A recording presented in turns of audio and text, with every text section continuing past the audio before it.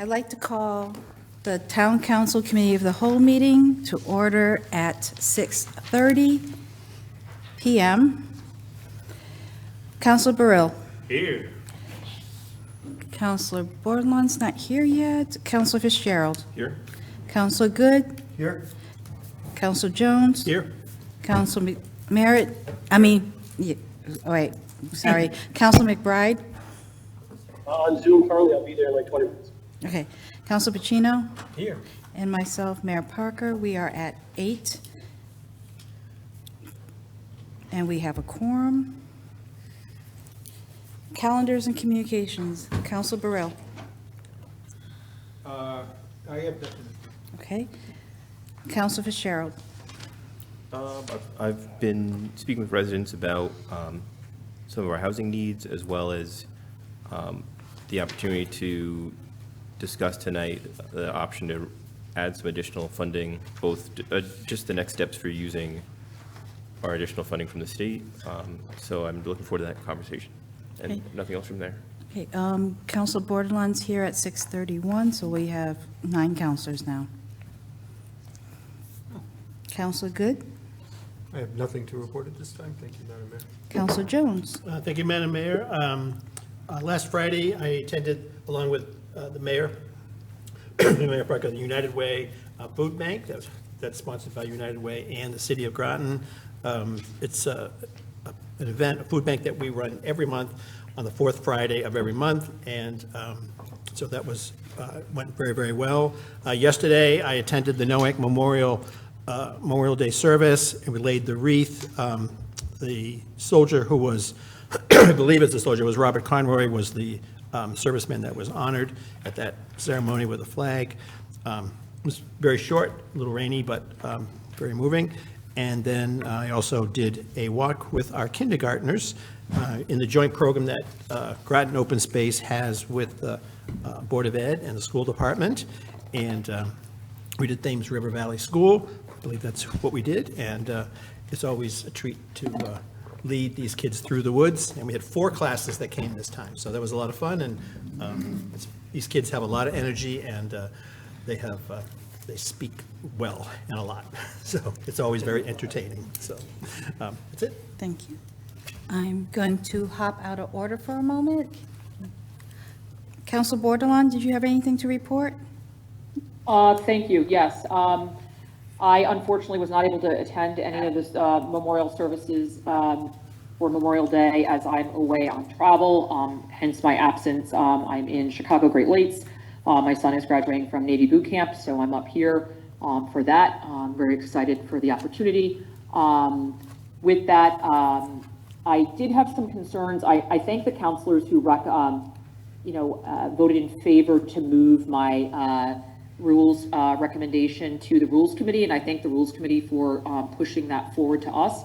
My question I'll ask later is, when is it coming forward? I did have a question, is the way it was written. I did not write with a cap of 60 minutes on there, so I wasn't sure where that came from.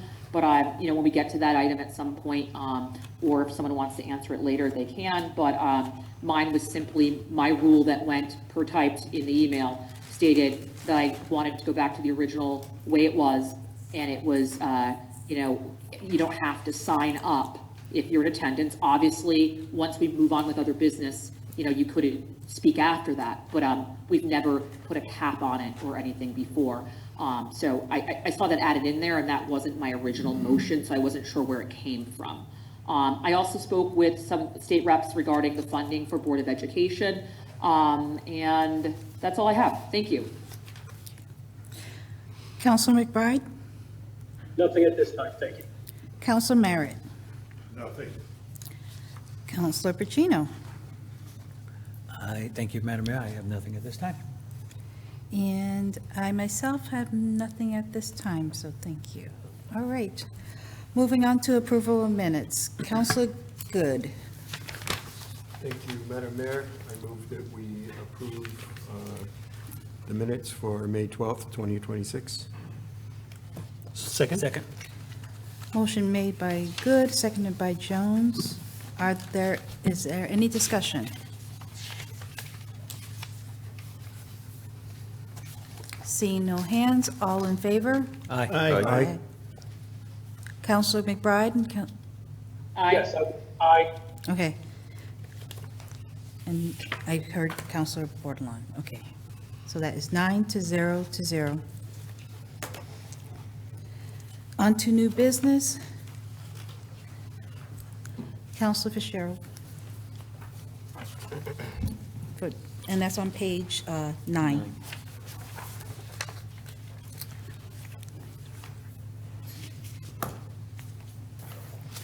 Item number 2026-451, Fitch High School Solar Carport Project.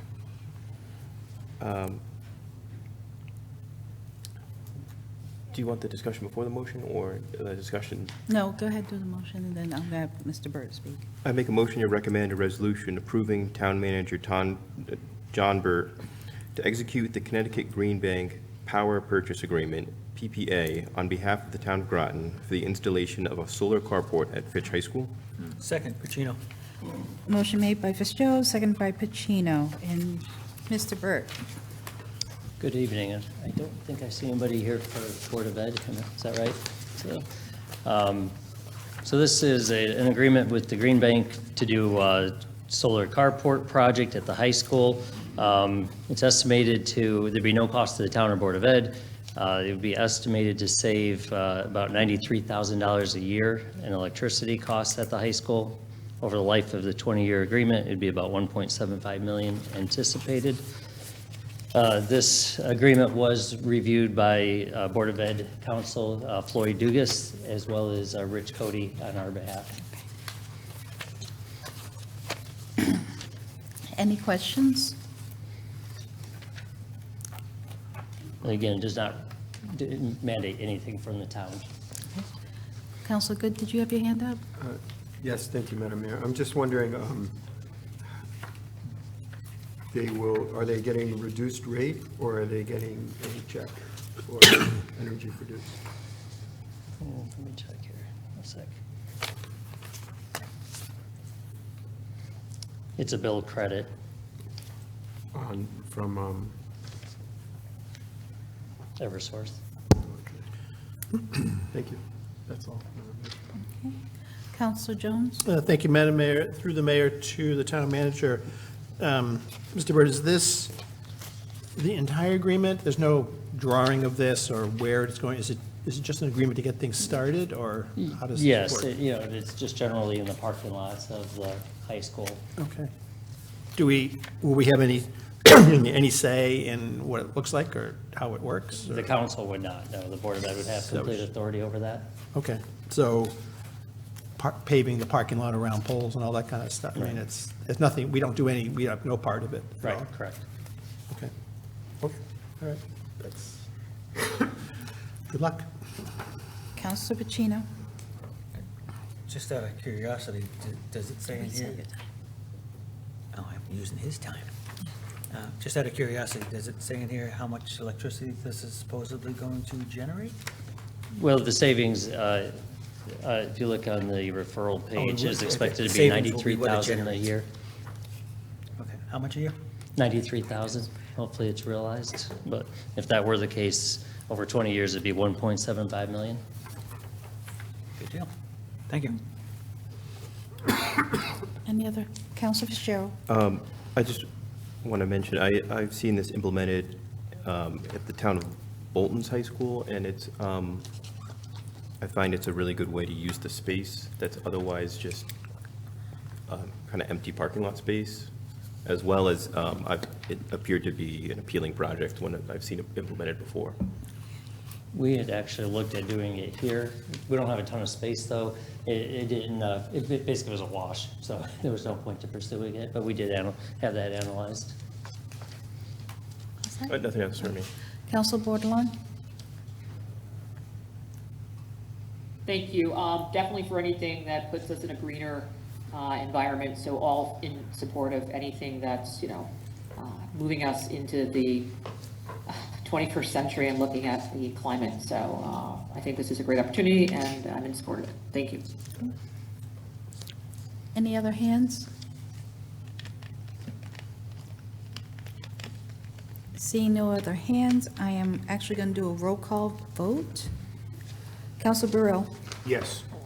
Counsel Bordelon, Yes. Counsel Fitzgerald, Yes? Counsel Good, Aye. Counsel Jones, Yes. Counsel McBride, sorry, Yes. Counsel Merritt, Yes. Counsel Pacino, Yes. and I am a yes, so that is 9-0 to 0. Next, we have 2026-387 FYE 2026 suspense list, and that's Counselor Jones, and that is on page 55. Thank you, Madam Mayor. Item 2026-387 FYE 2026 suspend list. Motion to recommend a resolution to accept the recommended additions to the suspense list. So moved. Second. Motion made by Jones, seconded by Good, and we have Director Morrison here. Good evening, how's everyone? Good, thank you. So unfortunately, tax collector Melissa McGuire could not be with us today. Usually she does come to attend. Tonight, I'm just bringing the information to you that we do annually for the Connecticut state statute requirement that annually the tax collector review all of the outstanding accounts that have unpaid balances and to determine which ones she feels that are uncollectible. And then present them to you to then be approved to be added to the suspense list. And what that means, for those that might not be familiar, is that when the items are added to the suspense list, they are handed over to our collection agency, not at a fee to the town. The collection agency then does charge the fee, which the taxpayer is responsible for paying for. So it just takes the burden off the town staff of chasing these particular accounts. The accounts that the tax collector has deemed are uncollectible have been billed numerous times, and for various reasons, they're just not able to collect on them. So this year, the amount is a little bit higher. Last year, the total for the town was about $491,000. This year, it's about $539,000.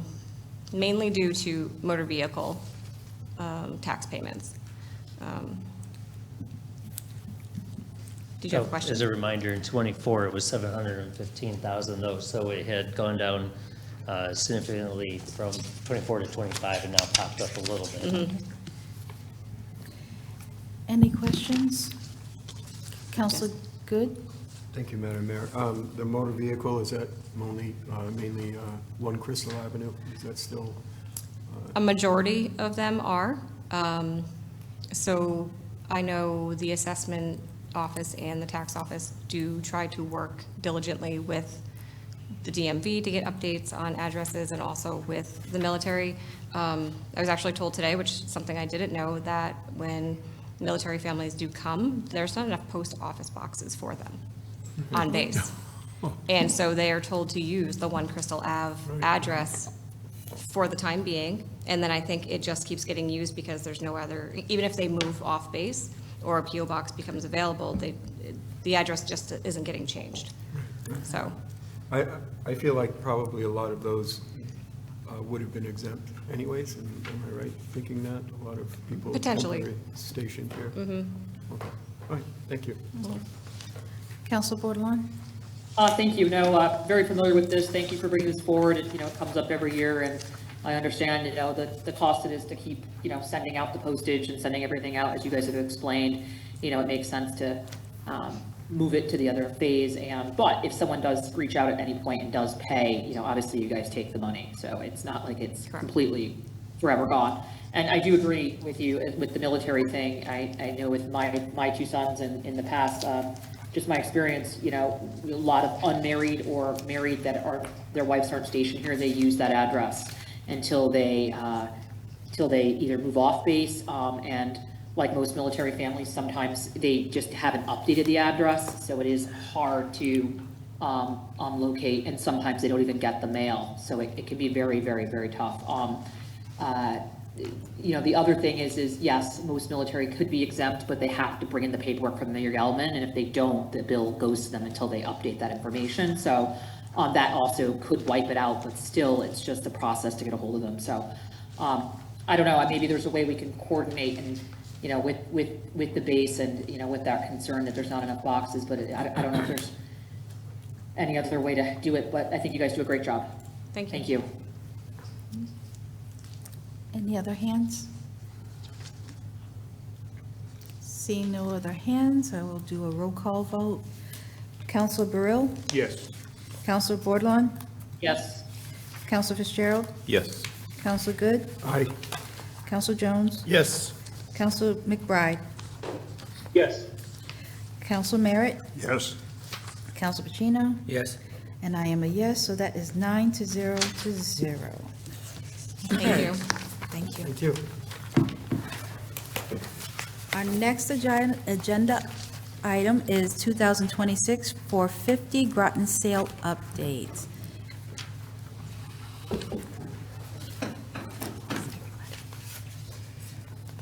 And there's been no motion has been made in advance for this agenda item.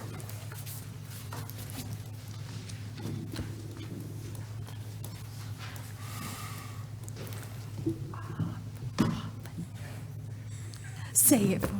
You know I'm going to mess it up. Are we good to go? Yes. Okay. Thank you. Thank you all very much for this opportunity to update you as to the status of the USS Groton Sail Monument project and to ultimately ask you for some additional assistance in helping promote the project. Could you introduce everyone? Yep. Thank you. I'm Mark Offinger. John Paget. Mike Hewitt. And Bernadette, our finance person, is sitting back there. Well, she can come out. Yes. Okay. So you should all have in front of you a packet of information I left, and for those who aren't present, maybe, John, you can collect them. And yeah. This is, it's been a while that we've been working on this project, and I know some of you are very familiar with the project, but I don't want to assume everybody is. So I'm just going to quickly kind of take you through the history, if you want to stop me at any point, and certainly anybody else up at the table, including Bernadette, if you want to jump in at any point, please do.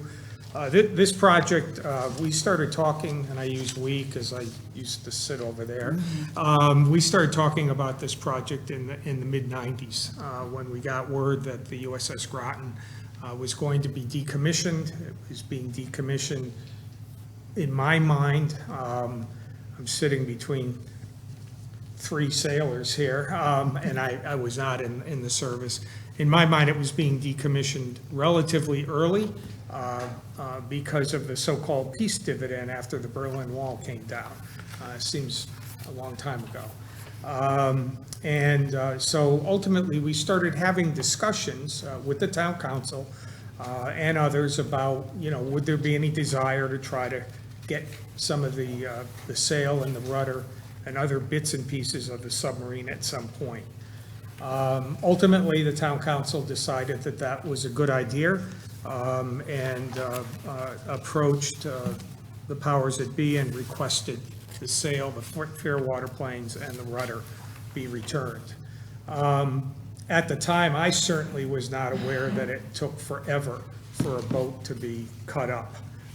It had been out in Washington State for close to 10 years before ultimately the boat was cut up into bits and pieces, and those bits and pieces that we wanted were set aside.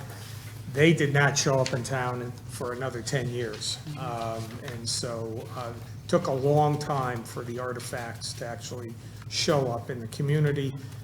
Another 10 years went by before ultimately the artifacts were moved off the subbase. We bought them to a facility at Quonset Davisville, not EB facility, but another contractor to have the bits and pieces remediated. Those are my terms. And then, as you may recall, EB took delivery of the cleaned up pieces back in December. And there is a video of that on our website. So just very quickly, the project has been a long time in the making. We have been diligently, this committee, there have been some people that have come and gone, but the committee has been fairly active over the years, but particularly in the last couple of years from a fundraising standpoint. And it's not that we weren't concerned about fundraising early on, but we were under the impression that we would receive a fair amount of assistance from History and Heritage Command. And that ultimately did not That's my happen. grandfather. And the real estate. Councilman McBride. That ultimately did not happen. So fast forward, it's around a $6.3 million project. We've raised around $1.3 million in terms of cash, a little over $2.5 million in terms of in-kind services. The bulk of that is Electric Boat. They will be renovating the pieces and using the pieces as part of their training program for welders and for other folks that they're hiring. So we're very thankful for that very generous donation of time and effort. 25,000 man-hours of time and effort that they are committed to putting into the project. So we still need to raise around $2.5 to $2.7 million in funding. The committee is actively working on soliciting donations from numerous sources, including not only the federal government and through our congressman's office and through our senator's office, but also have had a series of meetings with our local legislators looking for bonding or some type of funding from the state. As far as we can tell, the bonding meetings, the state bonding meetings keep getting delayed or canceled, and we have not gotten any affirmative indication or even negative indication one way or the other.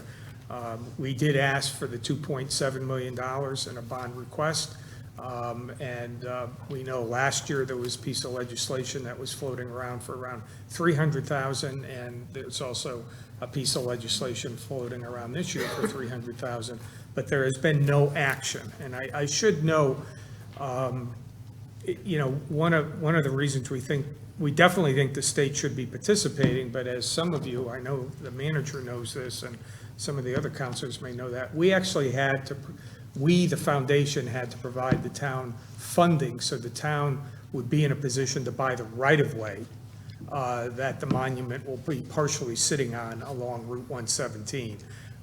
To kind of add insult to injury, we had to pay for that. And we certainly would like to see those dollars come back, but we also think this is a project that the state should be significantly supporting in terms of dollars.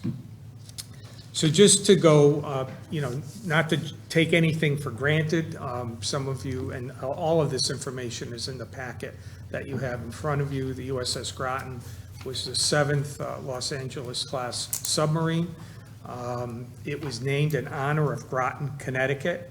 I came to town around 3 months after the commissioning of the Groton, and people were talking about it then and continued talking about it for a year or two afterwards. It was a big a deal for this community. For those of you who have been around in the community or have family members that have been around, it was a big, big deal to have a submarine named for Groton and built by Electric Boat. Just for reference purposes, it was commissioned in July of 1978. They had 13 deployments. One of the features of the memorial, or the monument, I should say, is to have 13 trees planted representing each one of the deployments. The plan shows 12. We're actively looking at where to place the 13th. And basically, we've sold almost all the trees at this point for $10,000 apiece. was decommissioned formally in November of '97.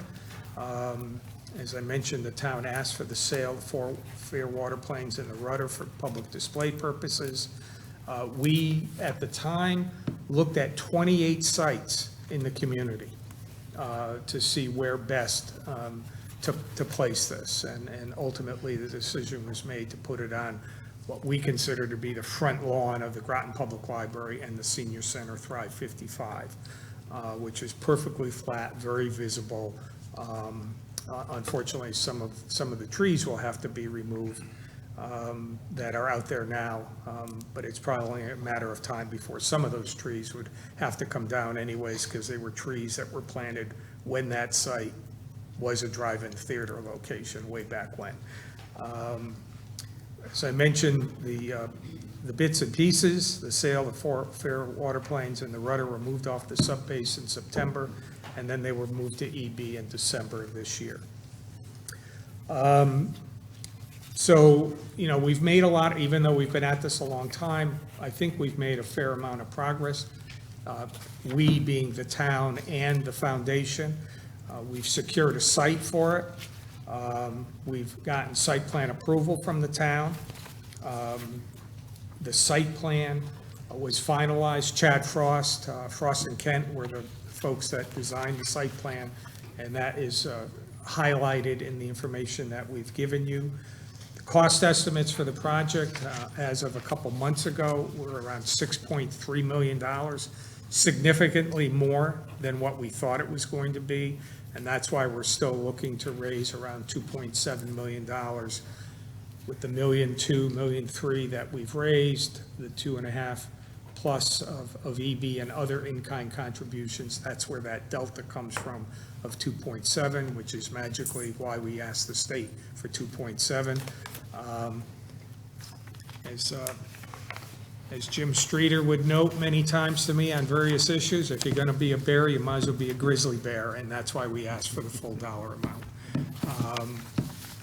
So, and lastly, the fair water planes, the sale on the rudder are currently at EB. We actually had a fundraising meeting earlier today, late this afternoon, and saw some video that will be up on our website that EB took showing the work that they're doing. We don't know the schedule at this point and when the pieces will be available. As I made reference to, the 25,000 man hours seems like an awful lot of hours. These are big pieces of steel, but they're not that big. I can't imagine how many people can be working on them at the same time. So we don't know if we're going to get a phone call in 4 months to say, come get something, or it's going to be a year or two, and we're actively trying to have those discussions with EB so that we can plan accordingly.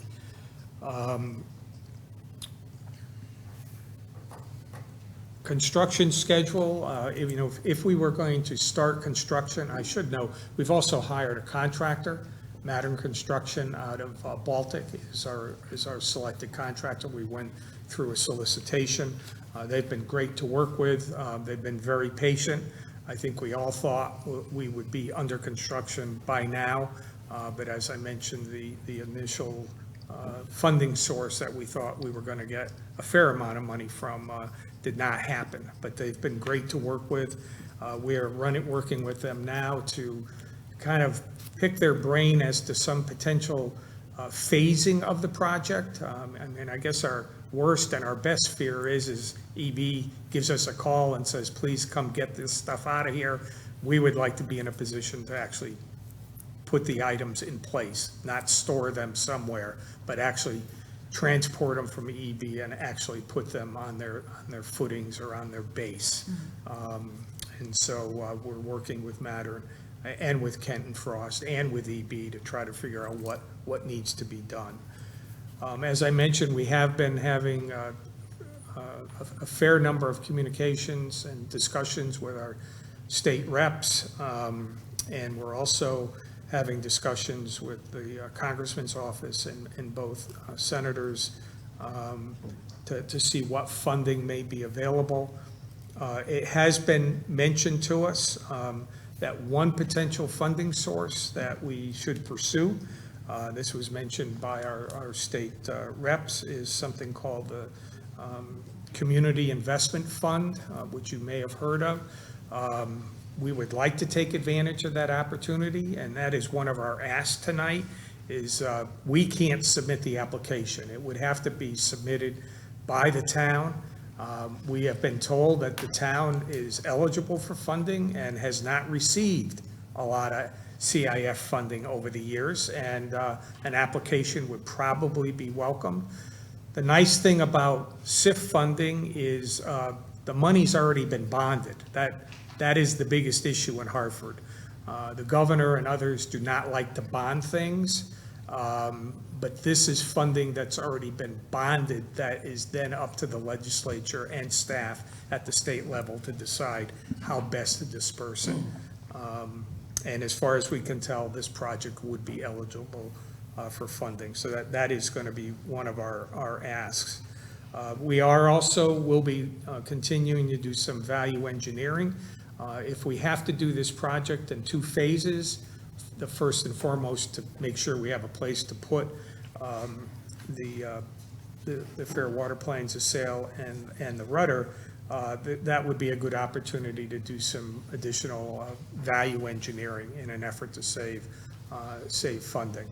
That estimate that I gave you is way before, was done at the end of last year before tariffs. So we do not have updated numbers, and we don't know at this point the whole impact of tariffs. And that is something that we will be working on. I'd like to, well, let me just get a couple other things out, and then I certainly want to turn it over to anybody that wants to fill in any gaps that I missed or say other things.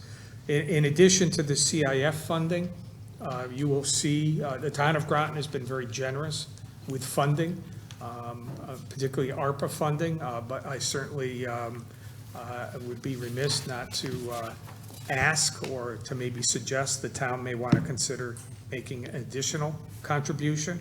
I think the amount of money that the town has set aside for this project is around $230,000. It's in one of the handouts in your packet.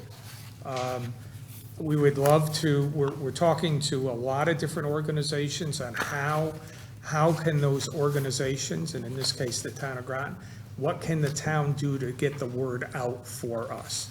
The town, certainly through the library, has been very gracious. We've done a couple of Welcome to Groton segments over the years. But is there more that we should be asking for in terms of making sure our brochures are readily available, not only to your employees, but to the visitors that come into Town Hall and into the Town Hall Annex? We did have a supply of paver forms out on the front counter. I didn't see them on the way in. Hopefully they were all taken, and there will be checks coming in. I should note on pavers, we've sold a little over 500 pavers, but we have room for 3,000 pavers. Pavers are $250 a piece.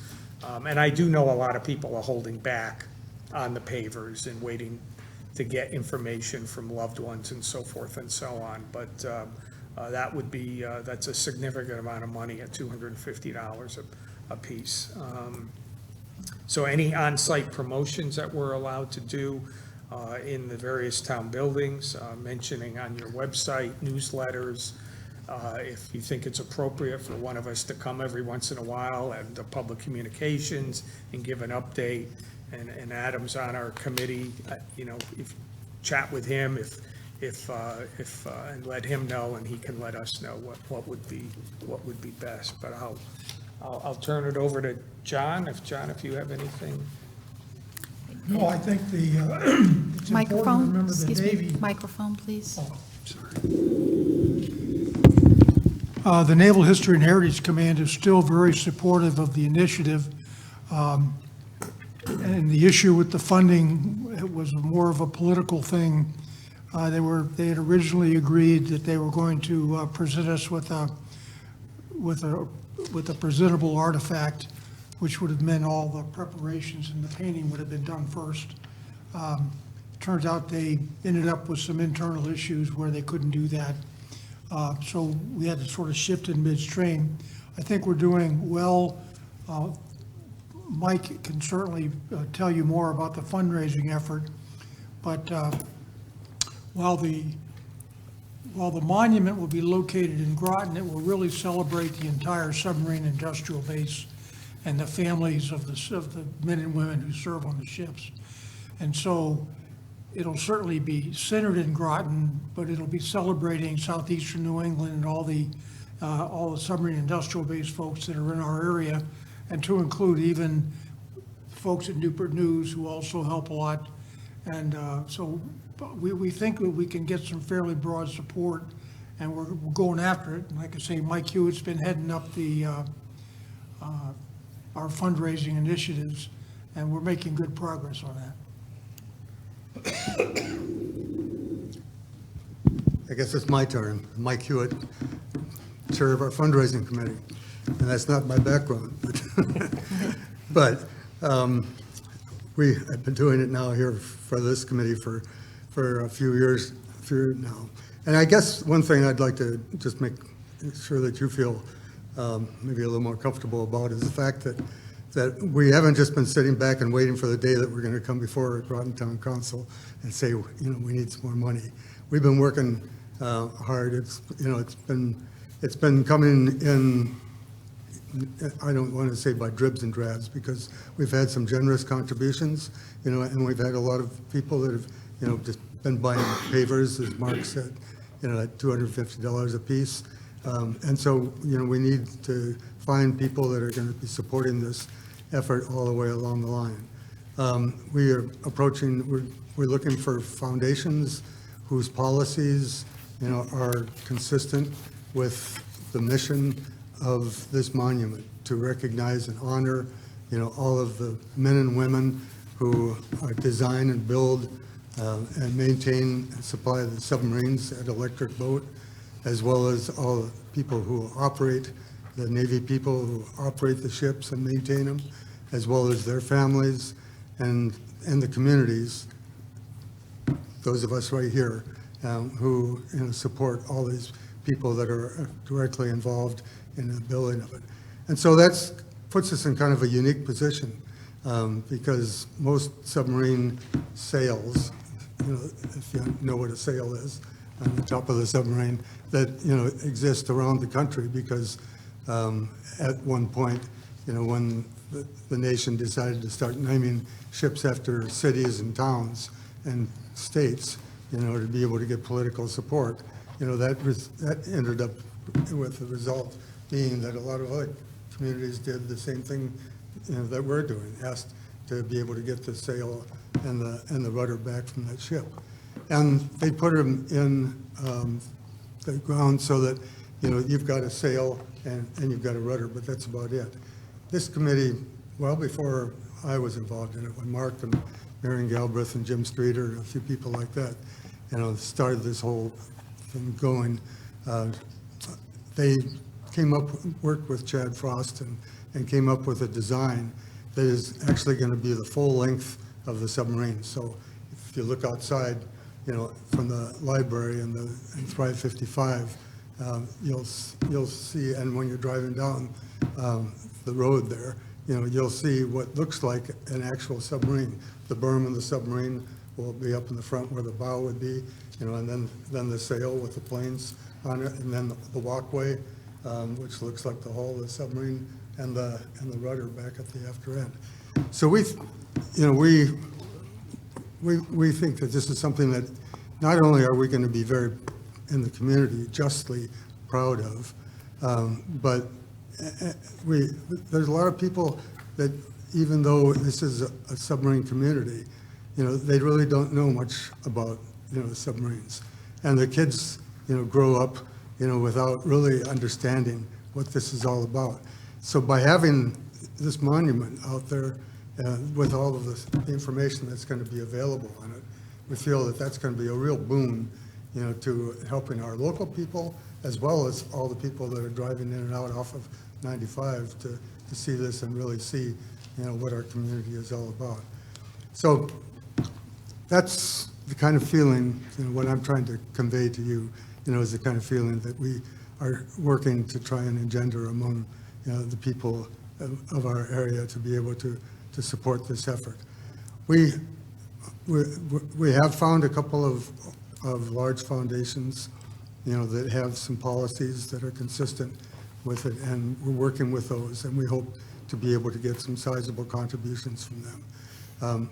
But frankly, the government, we're coming back to the government because the government does have funds available. As Mark said, this community investment fund seems like one that might be particularly suitable and applicable to be able to be applied to help Groton and to help us in going ahead and getting this monument established, because the monument will hold a special place, and both for people, visitors coming in and out of town, as well as our own people.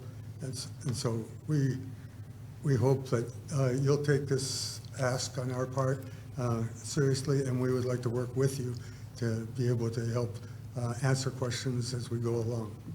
Thank you. Mr. Burt, did you have? Okay. Let me just, thank you. Let me add a couple things real quick. So the question is it a museum? Is it a monument? Is it a memorial? And the answer is yes to all these things. And there is an educational component in this, in the breezeway, the walkway between the rudder and the sail. There will be storyboards. And the storyboards will not only be about the Groton, but will be about how submarines are built. And that's important. This is a regional, well, it's a regional effort because submarines being built is regional. And just like Admiral Paget said, this impacts southeastern New England, because we have people that live in Norwich and further, people that live in Rhode Island that come in. And, it cannot be understated the importance of families in this whole thing, and they're included because the sailor can't go out and do their job without the families at home supporting them. So it is educational. Like I said, you have the storyboards, there's going to be some interactive displays as well. And it will be, I don't know that it'll necessarily be one of a kind, but if you're calling the roll, it won't take long to name them all. So that's one of the reasons we're here. Mr. Burt, did you have Just to something? mention on the CIF grants, those are due next week. The council had authorized the planning department to do 2 of them. They think it's going to take through next week to get those done, so this probably won't work this round. There is no funding after this round at this point. There's talk of bonding again, but at this point, it's unknown if there'll be further rounds. Council Borderland, then I'll go to. Council Thank you. Thank you. I just thank you guys all for coming, and, the past and current, members of this committee. I'm in full support of it. I mean, I think it's a wonderful opportunity. As I sit here in Chicago, Great Lakes, going to my son's boot camp graduation for the 3rd, well, I've been to 3 different, out here, 2 for my sons. And, when I say, I have a meet and greet tomorrow, and 2 years ago when I went to the meet and greet, from his division or other divisions, and the families are from all around the country, Hawaii, everywhere. And they're like, where are you from? And I say, Groton. And they go, oh, Groton? Oh, wow, my son's going subs. Can we stay in contact? And, sure, yes, yeah. Oh, what do you do there? Okay, here's my card, here's this. And I do get those phone calls. Hey, where should I go? Where do I go eat? Where's this, where's that? We are very unique. And being out here, when I say it, everybody knows that location. And if they don't, they're going there. Every Thursday, there's a boot camp graduation out here in Great Lakes, and not everyone's going submarines, but a good percent are. And so we have a unique opportunity, and I love that it's representing the current, the future, the past, the present workers, and the active duty and the families. So I really think it's an opportunity. We talk about economic development and growth. This is not only historic, but this is going to outlive us, and that's what I look at this. This is a stamp in time that we'll be capturing forever and for future generations to come and their families and what this means for Groton. We have the Nautilus and we have the submarine base, but again, being out here in Chicago and I'm staying in the town right on the outskirts of where this big base is, and the pride here that I hear and the stuff that they have set up around here that I've visited, it is so cool and it's a great opportunity. And so I don't know what the money looks like for the Groton, and it's sad that we missed out on the CIF because I think that would have been great. But I am in full support and I really want to talk how we can help more. Other things that my brain just started going, thinking about Sonalist. I don't know if you guys reached out to Sonalist at all, maybe, see if they're willing to help donate, and Dominion, and I have some other things I'm jotting down, other companies that are indirectly supporting the naval installations, even in Rhode Island, some of the engineering companies, they might be interested because they're going to want to get their name out there and be a part of this, because it's a good thing to be a part of. So we should be proud. I'm proud, and I thank you guys for doing this. I'm also going to be purchasing some stones. My father-in-law, my husband was born on the Groton Naval Base. My father-in-law moved here. That's how my husband's family started here. All the kids were born here. And so we have a stake in that too, and along with my two sons. So we're very interested in this, and this is a huge opportunity for Groton. And I thank you for all your hard work, and I will keep spreading the word. I'm going to try to do my part as well. Thank you. And you got 3 stones coming for me. Wait, I come back to you, Council Good. So I just want to, I know a lot of times we all get stuff put in front of us and the intention is to look at it and then the next meeting comes along. I just want to highlight some of the things that we've put in front of you this evening. This little booklet really is a great summary, and probably the most, the 2 most important parts of this is right on the first page, and as the Admiral noted, dedicated to the men and women who design, build, operate, maintain our nation's submarines and the families and communities who support them. So while the main attraction of this monument are the sail and the rudder of the USS Groton, this is much more than about the USS Groton. And as the Admiral mentioned, it's Newport News, it's Quonset Davisville, it's the entire subforce. And in our particular case, I mean, while we are known as the submarine capital of the world, there are other communities too that a good part of their local economy is dependent on supporting, a military installation or a military effort. So this is, yes, it's the USS Groton Sail Monument, but it's much bigger than that. There are some, the other part, there are some great graphics in this. So if you try to envision, what this will look like and Mike's explanation of, the entire outline of the submarine at water level will be noted in the front yard.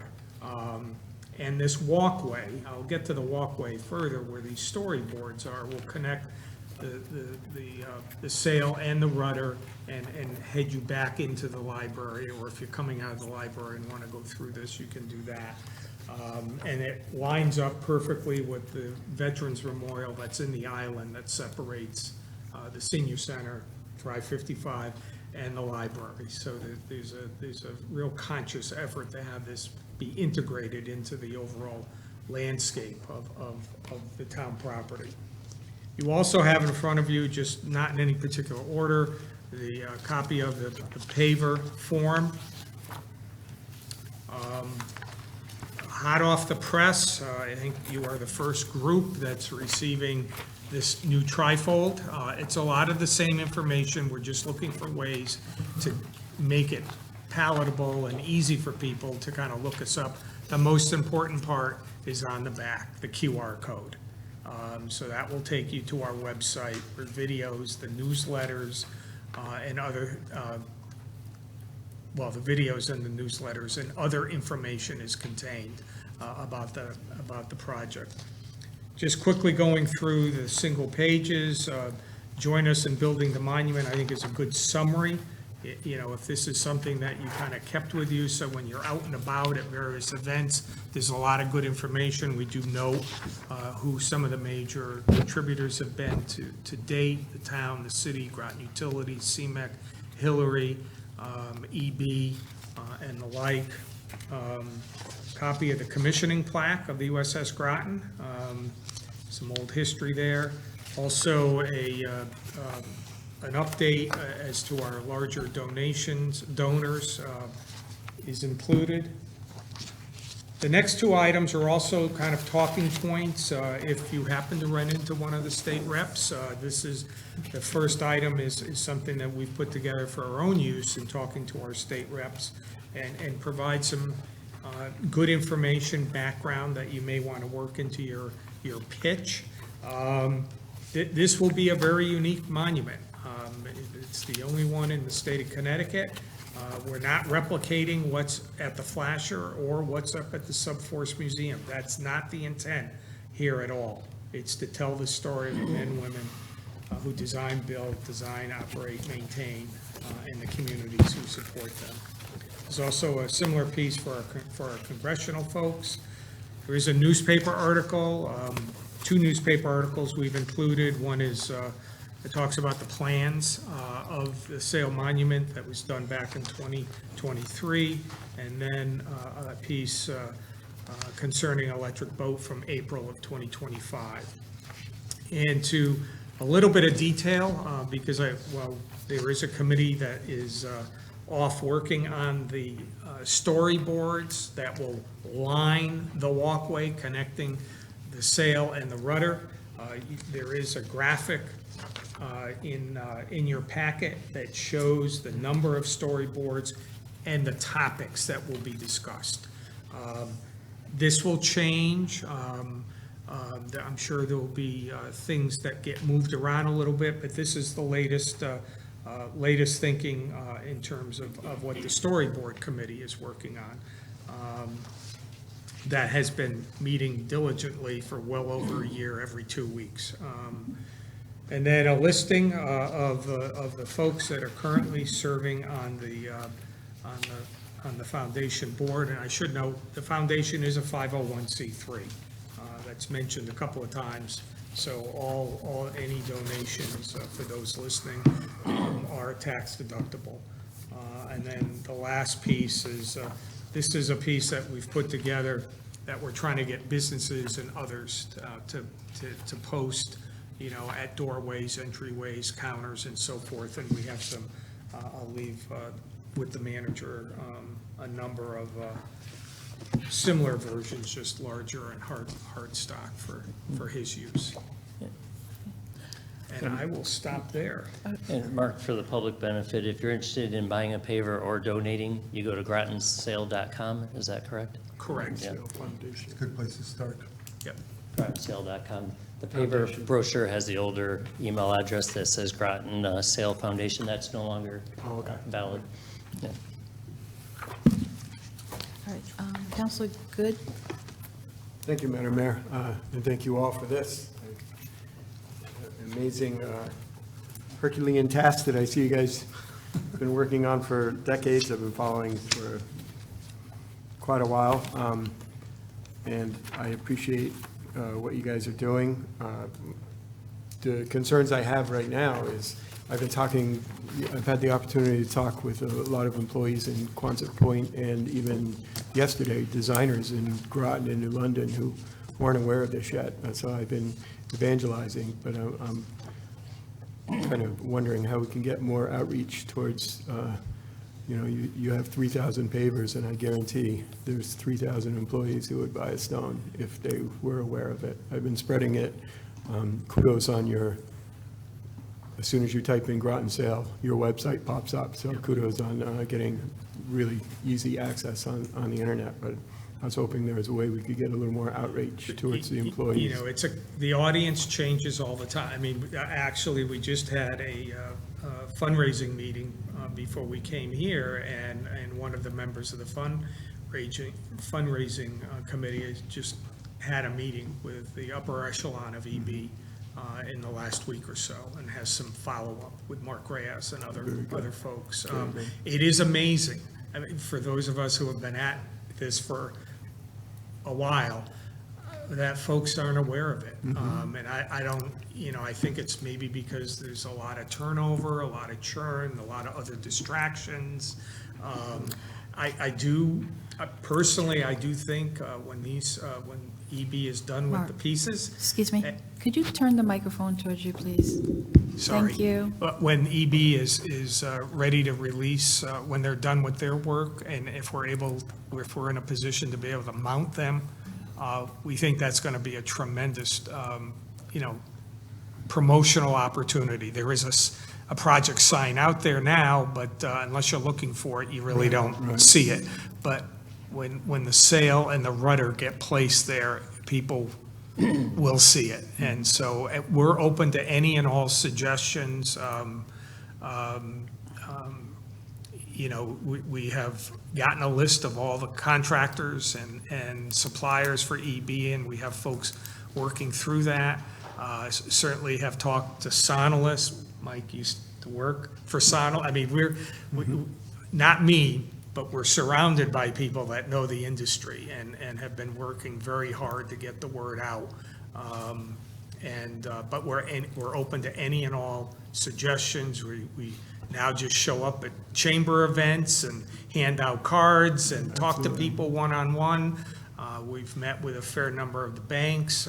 We will be meeting with a fair number of the auto dealers and realtors. These are businesses that have made a living, a couple of livings, serving, working with Navy personnel and so forth. And I'm sure we haven't thought of anything, so please, if you have any thoughts or ideas, please send us an email and let us know, or get it to Adam, not to put Adam on the spot, but let Adam know, and when he comes to our foundation meetings, he can let us know, or you have all of our email addresses in one of the handouts that you have in front of you. Well, I see, I'll tell you from firsthand experience, there's quite a rivalry between Quonset Point and Groton on who actually builds the boats. So I think that there may be something to exploit in that, to see who could buy the most bricks, or,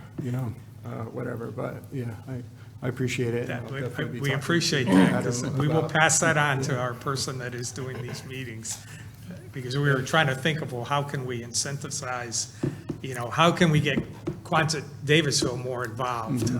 And that's a great idea. Right, and I'd be remiss not to mention how much it is appreciated by everyone in the industry, that it's dedicated to not just the sailors and families of the sailors, but to the people who build and design the boats. It really strikes a chord with everyone I've spoken to, so thank you. Mr. Burt? If the council is comfortable with it, we could put this on the town's website. It's not currently, and try to promote it more to get the word out. And if you dropped brochures off at the different town buildings, are there, like at the library, are there brochures that people could take? If not, We certainly can't. We have, whether or not, Okay, I well, just wanna make sure nobody that- would have this most recent one that we just got from the printer the other day, but we can make sure that, I just want to make sure that the powers that be are okay, that we just don't start showing yeah, up at. are you okay with that? Since it's gonna be on our property and Yes. we're a partner. Yeah, I should mention, I mean, the foundation in some ways is simply the agent for the town council. It was the town council that initiated, maybe not you good folks, but a prior town council that initiated this. And we needed somehow to have a 501c3 involved. But certainly at any time, if any of you have any comments, suggestions, concerns, whatever, you don't have to wait for us to come to a meeting and do a presentation. Please reach out either through the manager or through the mayor or through Adam or individually. And if you have, I'll get that on the website. If you have new stuff that comes out or information pieces, if you get it to me, we'll make sure it gets out broadly. And make sure you get on the newsletter, Okay. if you aren't. Yeah, I know we've been talking about money, because the 2.7 is a big nut to crack. And we've talked about going to these large organizations trying to get big amounts. And we're looking, $1,000, $5,000 more. The pavers are $250, but for some people out there, they can't afford $250. If you want to contribute, any amount is okay. There's no amount that's too small. And you will know that you have contributed to a good cause and to a monument that represents this local area. Okay, so I just wanted to get that out there because I didn't want people to think that, oh, I can't afford a $250 paver, so therefore I can't do anything. That's not true. Any donation will be accepted and will be appreciated, and you will be part of this historic event. For me, please. Time. Okay, so someone asked me to ask you about the parade. Will you guys be out there for the parade, 4th of July parade, to have some information or a float? I know we've talked about it, and I know we've been at some other events. I actually don't believe we will be in the parade. So maybe having a table, if it's all right, at the end as the people have flown by, or having somebody pass out some information to everybody in the crowd. Just a thought. Yeah, no, great thought. I mean, So- we were going to be in the Knowing Parade, and we're going to have a table there. Unfortunately, the weather Yeah. got the better of us. But on the other hand, we did participate at a Thrive 55 event, and it was 3 hours of nonstop discussion with folks. There was definitely a lot of interest. So I guess we'll talk about that's coming up. And your social media, if you have information, a lot of us have social media, we can share it too, and just try to get the information out as best we can. Okay. Well, we will, if you're not already on our newsletter list, we will get you on it. We've talked about that and getting the RTM and the city council, and basically anybody we talk to, we're going to put them, because there is a newsletter that gets put out. The QR code is on it. That will also get you to our website. There are press releases, in addition, I mean, there's a lot of information on our website, and however best that we can get that information out to more folks, we're game. Any other questions? Council Jones? Thank you, Madam Mayor. Along the social media line, I would get an Instagram account and a Facebook account. A lot of us communicate by Instagram these days. That's not on here, so I would recommend that. And that gives you an opportunity to show continually what's going on, and you can link your Instagram to your Facebook, and it's one effort and it goes 2 places. So that's pretty popular, and Okay. I'd say this is the visual program, so you could do lots of visuals, so. So in that case, thank you gentlemen for coming today. This has been great, and it's an exciting project for the town. I would like to show the town's commitment, hopefully, make a motion. I move to recommend that the town council approves an additional $250,000 to be provided to the Groton Sale Foundation for use in funding the Groton Sale Monument to be paid using fund balance from the general fund. So moved. Second, Pacino. Motion made by Jones, seconded by Pacino. Discussion. Mr. Byrd? Just to mention, I did discuss this with the finance director to make sure she was comfortable with this. And we both are in support. She Any- said in support. She said it could be done. Okay. I'm sure she's in support. Hands are ready to, Council Bordelon? Thank you. Is that the requested number that they're asking? They did not request a certain amount beyond the 2.7 million. That's what we feel comfortable doing unless you wanted to reduce your tax offset further, not offset taxes to do more with this. Anything further than that starts getting a bit too much into our fund balance and jeopardizing bond rating. So at this time, I don't recommend going beyond 250. Did you have? Well, for me, I think it's great, and I think that we should show a commitment. I'm in support of the 250. I also think that we should, obviously this is not going to be done tomorrow, next year, the year after. We should really consider keeping it, like every year, bringing this back up, because where we see these ebbs and flows and CIFs and other things down the road, we should keep this as our, thriving responsibility that we're going to be keeping this in the forefront.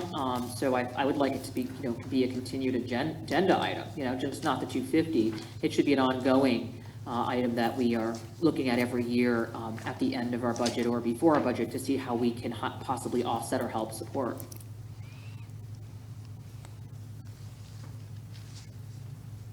All set, Council Bordelon? So it's a question through the mayor to the town manager.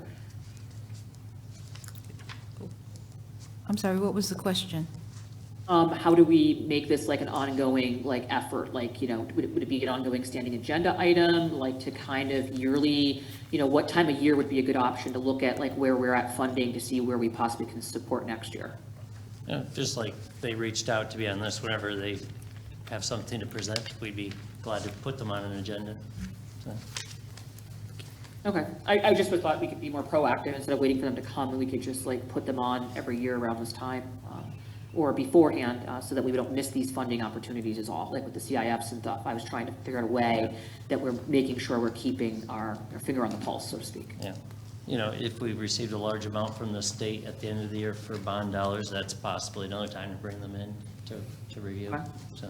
Okay, all right, so we can just think about that at that time. All right, well, thank you. Councilor McBride?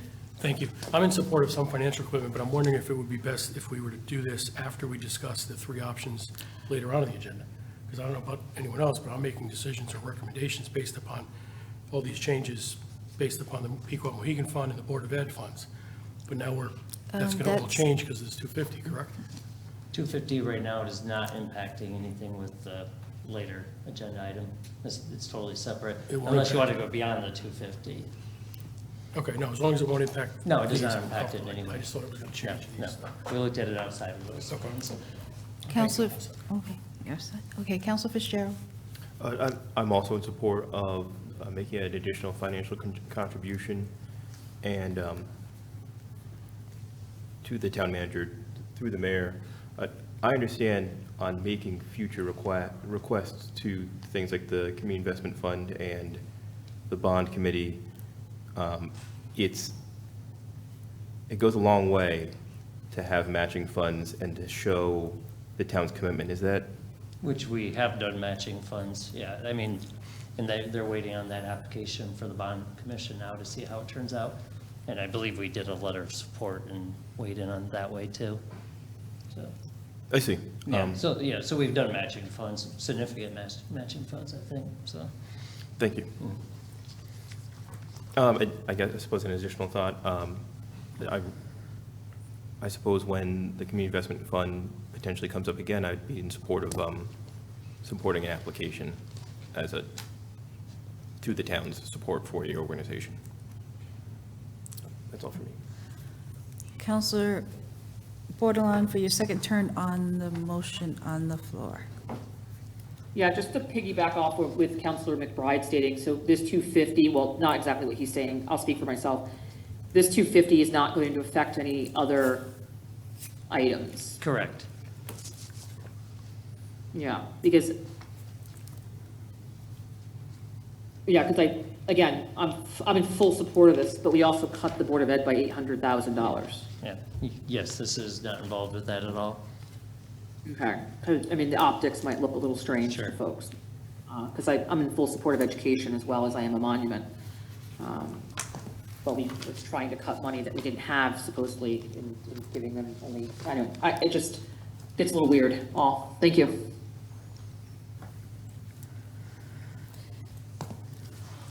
And on that note, any other hands, or? We actually have a motion on the floor, so, good. Thank you. I'm going to do roll call vote. Councilor Burrell? Yes. Councilor Bordelon? Yep. Councilor Fitzgerald? Yes? Councilor Good? Aye. Councilor Jones? Yes. Councilor McBride? Yes. Councilor Merritt? Yes. Councilor Pacino? Yes. And myself is a yes, so that is 9-0. Thank you, guys. Thank you, Thank Council. you, thank you. Could I just ask one question? On the CIF, John, if we were able to pull an application together, where we need help is the town's the portal. Right. And so I just want to raise that, I don't I can think. talk to John Reiner tomorrow about it, okay. yeah. It- I know he's told me it's pretty involved, but, I mean, I know you have all the materials. I'll talk to him tomorrow. Okay, thank you. And thank you all very much. Council, no, Clarification? you're all set, Council Bordelon, we're, I have a point of clarification. what's the point of clarification? Our question is the 250, if the sale doesn't ever come to fruition, what happens as a town? It goes back into the general, that's off topic, it's already, we've already voted for it, that should have been asked beforehand. Other people have asked things after, and I asked for your grace with that. I was just asking. We can discuss, I'll send an email. Thank you Thank for your you. time. Wow. Thank you all very much. Thank you. Thank you very much. Good luck. Thank you. Good luck to you guys. Thank you. Thank you. Councilor Moore. all right, who am I on now? Thank you.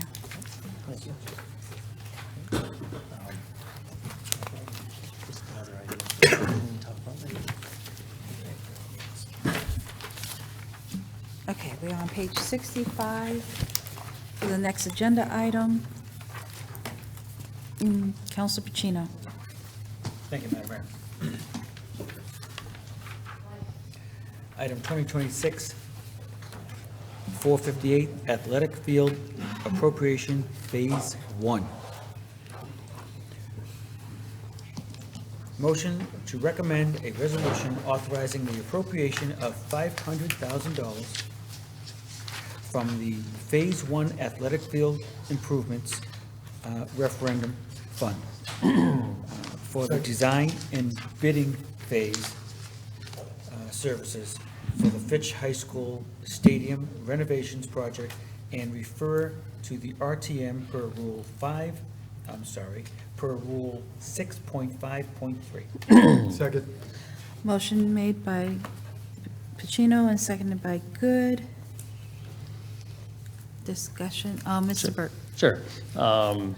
As, you know, for phase one for the athletic field project, the the process for it is we do the we have to do the engineering now, go out to bid later this year, receive bids hopefully by December, so we know what if they're going to be good within the amount of the bond allowance.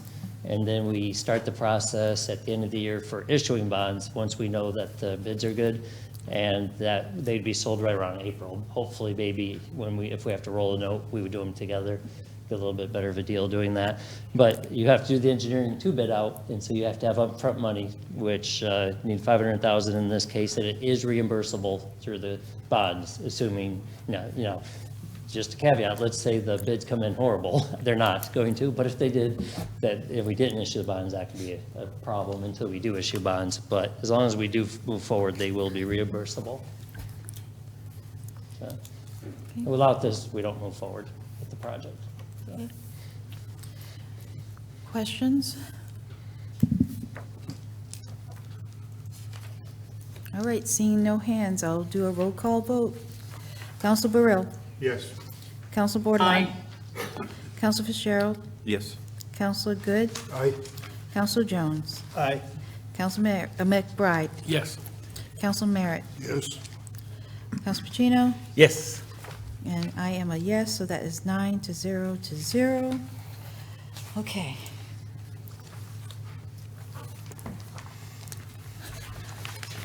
All right, we are on 2026-452, which is the establishment of a tax rate for the general fund, FYE 2027.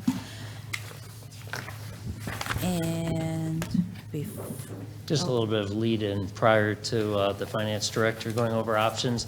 She'll be presenting 3 options for setting the mill rate for general fund Mumford Cove and for the sewer fund.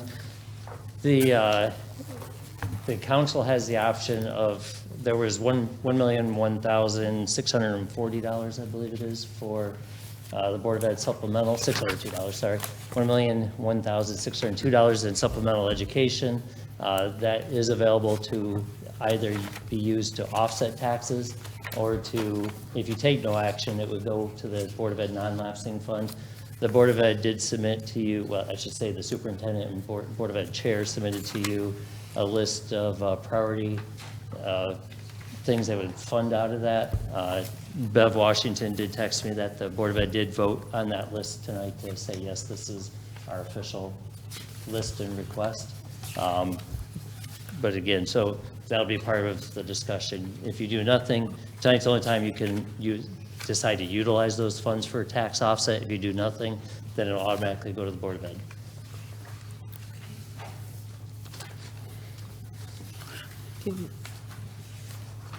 Director Morrison, would it be easy for her to present the options? Yes, Present go as ahead and present. options? Yeah. She'll go over the options now. Yep. Yes. So I'll start with the background data because a majority of the information is the same through the budget progression for all three options until we get to the very end. So the adjusted fiscal 26 general fund budget was $160,537,240, requiring a mill rate of 24.81.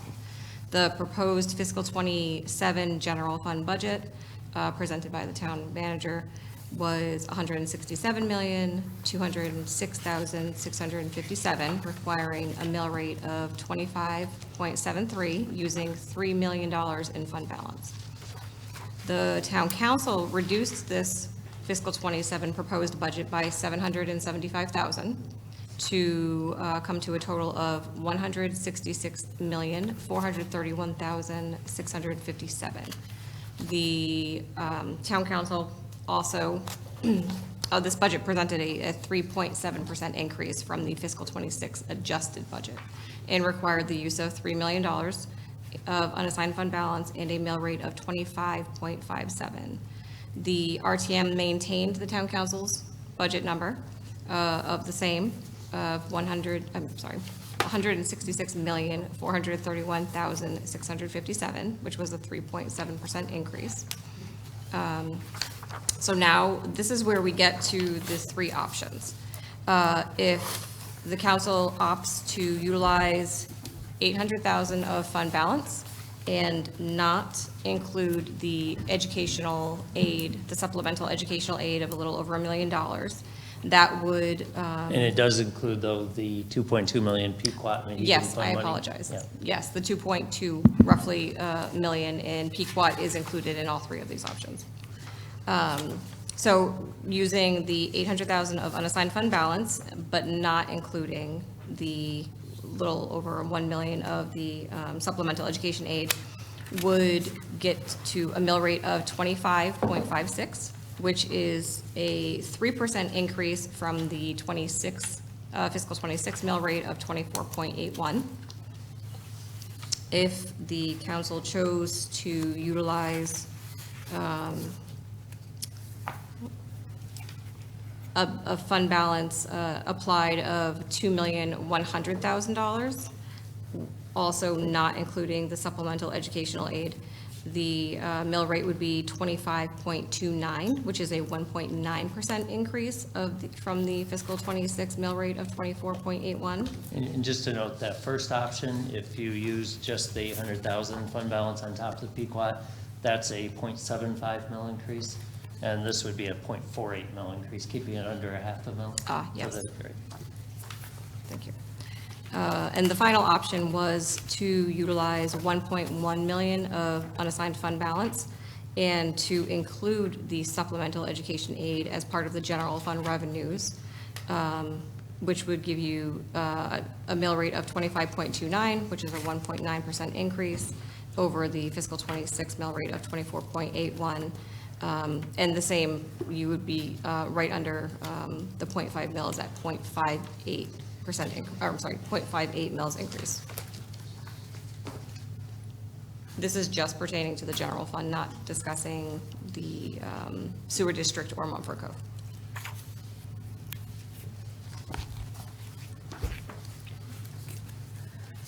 Council Bordelon?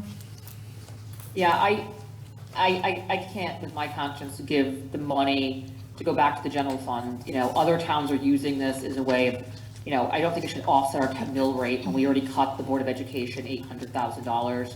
And now funding came in to directly support education. I do think it should support, you know, things that won't make our NBR go up necessarily, but I do not think it should offset like in this way. I think it should go to the education, it should go to the schools. So that's where I'll be voting. So that would be which option now? I just want to make sure I have my notes correct. Well, it'd either be option 1 or 2, depending if you wanted to put further general fund balance towards offset. It would either be only 800,000 of fund balance besides the Pequot Mohegan Fund, which would be a 0.75 mil increase, or it'd be the $2.1 million general fund, which would be a 0.48 mil increase. Option 1 is the 800, Yes. and option 2 is the, 2.1 million. yeah, I cannot support option 3. I mean, I'll wait for my second turn. That's all I have for now. Thank you. She's all set. Counselor Jones? Thank you, Madam Mayor. Thank you, Director Morrison, for your explanation. I had a conversation earlier this evening with Lieutenant Governor Bysowitz, and it's always great to see her and supporting Groton and what goes on down here. And I asked her directly this question of thanking the governor and thanking her for the efforts to put this money to the cities and towns of Connecticut. And I said, what was this money for? And she said, directly to me, this is just a couple hours ago, that this money was directed as property tax relief, that was their intent, and that's what they wanted to do with it, that's where they wanted it to go. So if I look at this, I believe that option 3 is the one that does the property tax relief. Correct. That'll be the one that I'm supporting. I also wanted to make a note that the money for the Board of Ed was supposed to be $1 million. They submitted a list of items, and I was initially sort of intrigued by listening to what they had to present for their $1 million, but they actually submitted a list that was $2 million. So they're asking us to make choices on things that we have no clue about on this list. So I don't think that's the right way to present a list of options when you're looking for stuff. When you know what the budget is, then you present it at double the budget. So, Point of order? so I just Not, find that. no, he can speak. So for me, that was partly I helping make called my a point of decision. order. I am not accepting the point of order. You should be accepting point of order.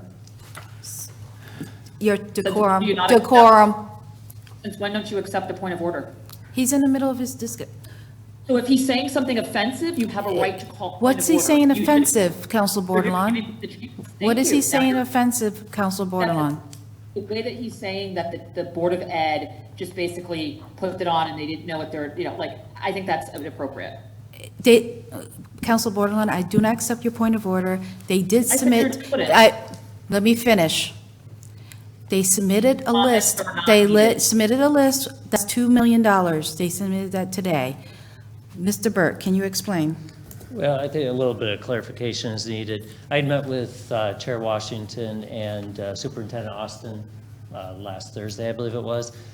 Their intent was the first $1 million on that list is their priority, but they also realized that, well, the council might not like the items that are already in the Board of Ed budget because it sort of makes your cut kind of moot by just replacing it with these. So they went beyond that thinking, well, the council might say we're dead set against number 1 because it was in the budget. So they want to give you further options. Their ideal for the superintendent and Chair Washington was the first $1 million of it, so. Good. Thank you. Council Jones? But that's not actually indicated here in the packet material. So that's just my comment on the items that were listed. I didn't want to be in a position of having to pick things that of a list. So to come back to Lieutenant Governor's comment about property tax relief, I think that's a good use of the money, and I'll be supporting option 3 that's in the options that Director Morrison has presented, and that's it. Hands? Council Fitzgerald? I'm I recognize two approaches that I find competing, and thinking back to the budget, my rationale for supporting the $800,000 decrease was given the extent of the proposed mill rate increase, and that I now see kind of a balance between the priority to reduce our increase in our mill rate, as well as we didn't realize we had this funding coming in and the opportunity to restore the $800,000. I would support that if it was towards the cost centers that were originally included in the budget. However, I do see Councilor Jones' point on I would need to be informed on these cost centers before proceeding with funding them. And so I'm balancing those two priorities of restoring the funding to the education budget and fully funding the schools, along with the priority to reduce the mill rate, and the feedback that I've received from residents both on those two priorities. So I'm still unsure on what option I'm going to pursue, and I want to learn more through our group's discussion. And that's all for me. Okay. First time hands. Council McBride? Thank you. I completely understand and agree with Councilor Fitzgerald's points and Councilor Jones's points in that, and I was through this whole process with CCM when they went through and was searching for this property tax relief, so I get that. However, I also think, as Councilor Fitzgerald mentioned, when we were going through the budget discussions, we did the decrease of the 800,000 because we were taking into consideration what we needed to do as a council to decrease the mill rate, to decrease the taxes. So we've already done some of that, which other towns may not have been able to do, but we were able to do. So I'm kind of stuck in the middle here because I see both sides of the coin. So I'd like to actually make a motion to recommend on option 4, which is to use 2.2 million of the Pequot. Wait, no discussion. Wait, What's it?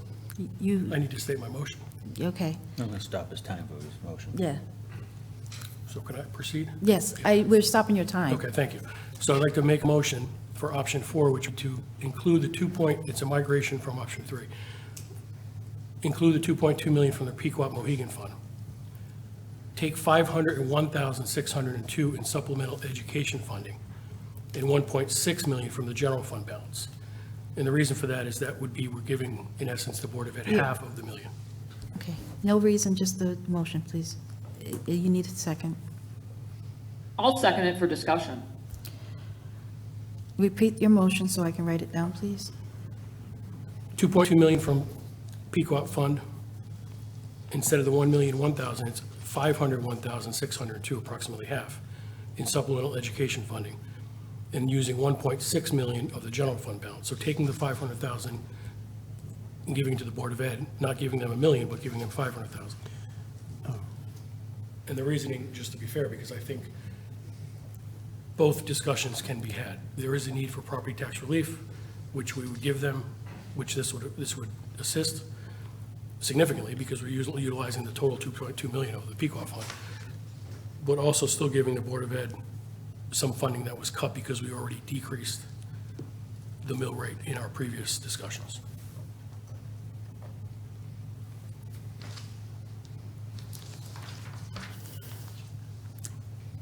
Director Morrison, how does that affect?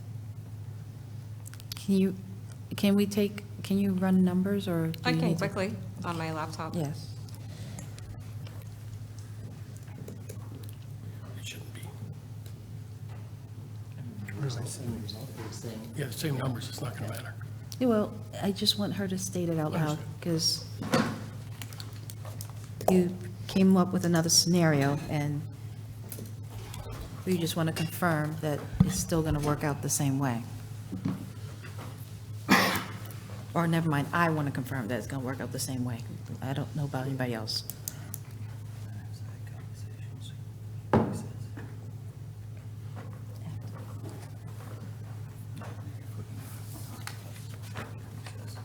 Still do that? No, I just asked.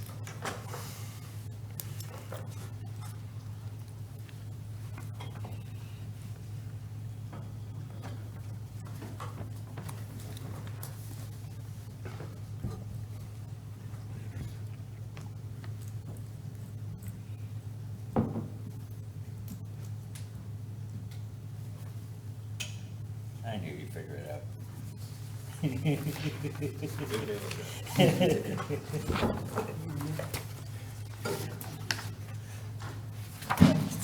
Take recess, Bob. Yes, we can take a brief recess. Actually in the middle of a motion. I don't think we can. Yeah. Just confirming it is the same. It's 25.29? Yes.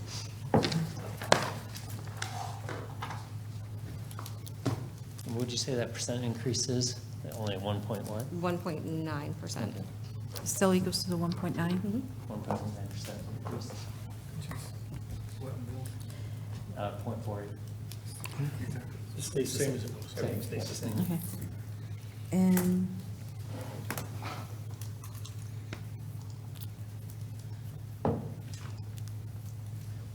my question for Councilor McBride, point of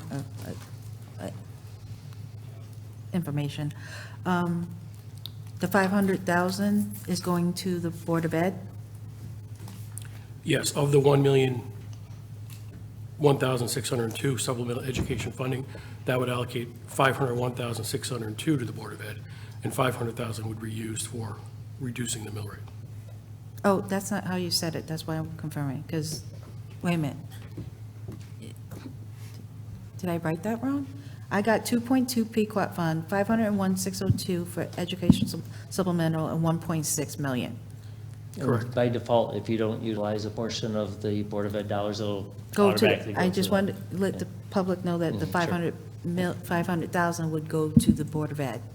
Point of information, Your point of information. does the 500,000 go into their non-lapsing fund? Yes, that is the That's the what it rule, yes. Thank you. Point of information. Point of information. I just want to be clear, the Board of Ed is free to use the funds however they see fit. Correct. We have no input in what they fund or do not fund. Correct. Thank you.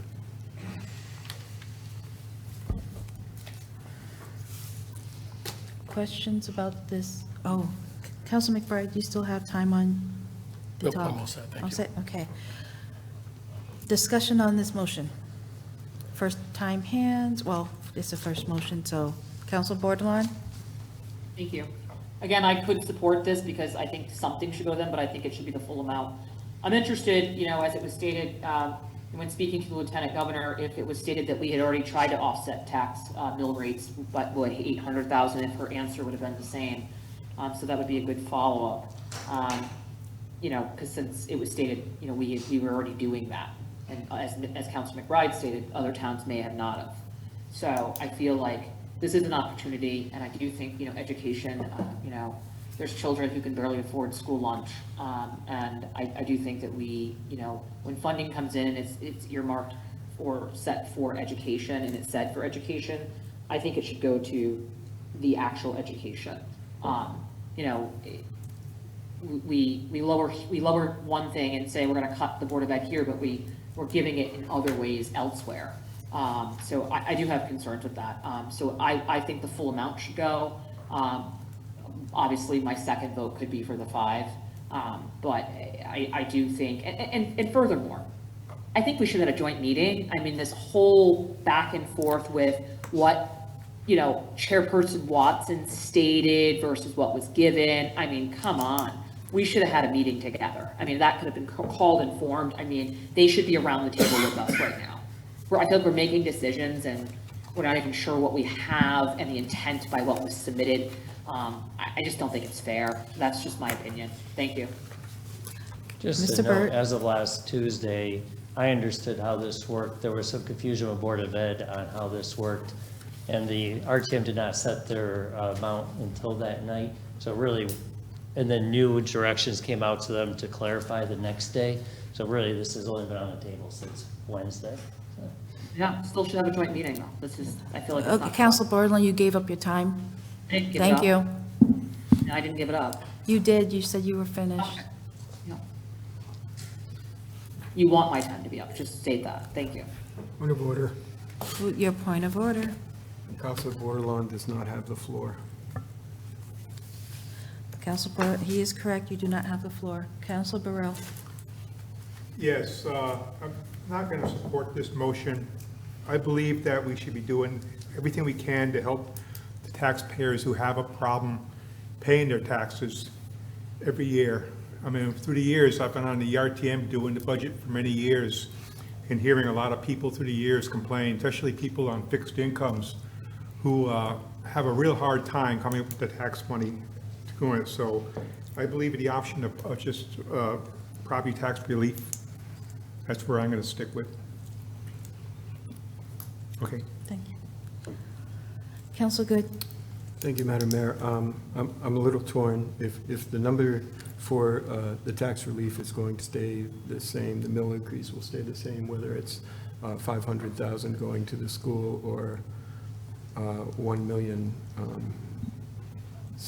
or the complete million staying within the town to offset taxes. You know, it's either or. But I do want to mention, we're talking about restoring a budget that was overwhelmingly voted for in the RTM, and you know, realize that the RTM is the voice of the people in our town. They gave a budget number, they approved it, and we should have some regard for their body also. Thank you. Council Jones? Thank you, Madam Mayor. I think option 3 with property tax relief is the option that is for me, is the leading one, but I think I'm leaning towards Councilor McBride and Councilor Good's rationale is that the numbers haven't changed at all. We get the same result, but nothing has really changed in terms of our mill rate. So if we're looking at where I'm in favor of property tax relief, option 3 was a choice. We get a 25.29 mil. With Councilor McBride's motion on the floor, we still get a 25.29 mil, so. Just point out the difference, the only difference would be that it allows for more funding to be available next year to offset taxes. That's really the only. So we would put Yeah, some, yeah. through the mayor, to the town manager, so we would put some aside basically as a, like a We really savings. see what our fund balance is, yeah, I mean. Do you- Unless you choose to spend it somewhere else during the, assume you don't, you know, spend that between now and then, that just makes it Do you, available then. do you see, or with Director Morrison, do you see any problem with option 4? Is the town financially able to do this, or I believe so. I think you can do it? I mean, yes, you could, not foreseeing other events that might come up in the future where you might need to utilize that funds. But it's not putting the town at any particular risk, At this time, I would not. and we think that it get would the be a same risk. benefit, so I think I can support option 4, as long as we come to that 25.29 mil rate. That's, I think, for me, that's important, and that's the best we're going to get out of any of these options. So, actually, no, we could get better. Actually, this is the same as number 2. Yeah, so it's the best one we have there, so, okay, thank you. And just for clarification, the reason we don't like do 2.1 million and the 1 million is if you offset too much, you're at jeopardy of not having that much to put towards the next year. You could have a large jump then in tax rate next year. So you don't want to go too low or use too much fund balance. Council Bordelon for your second turn on the 4th option. Thank you. So can you just break it down for me, brass taxes? What are, everyone's saying, you know, they want to support the tax relief of the town. How much relief would these options give the average taxpayer based on, I don't know, if you want to go to 250, what are we talking? What are we talking of a savings per household per month? The finance director has that for you.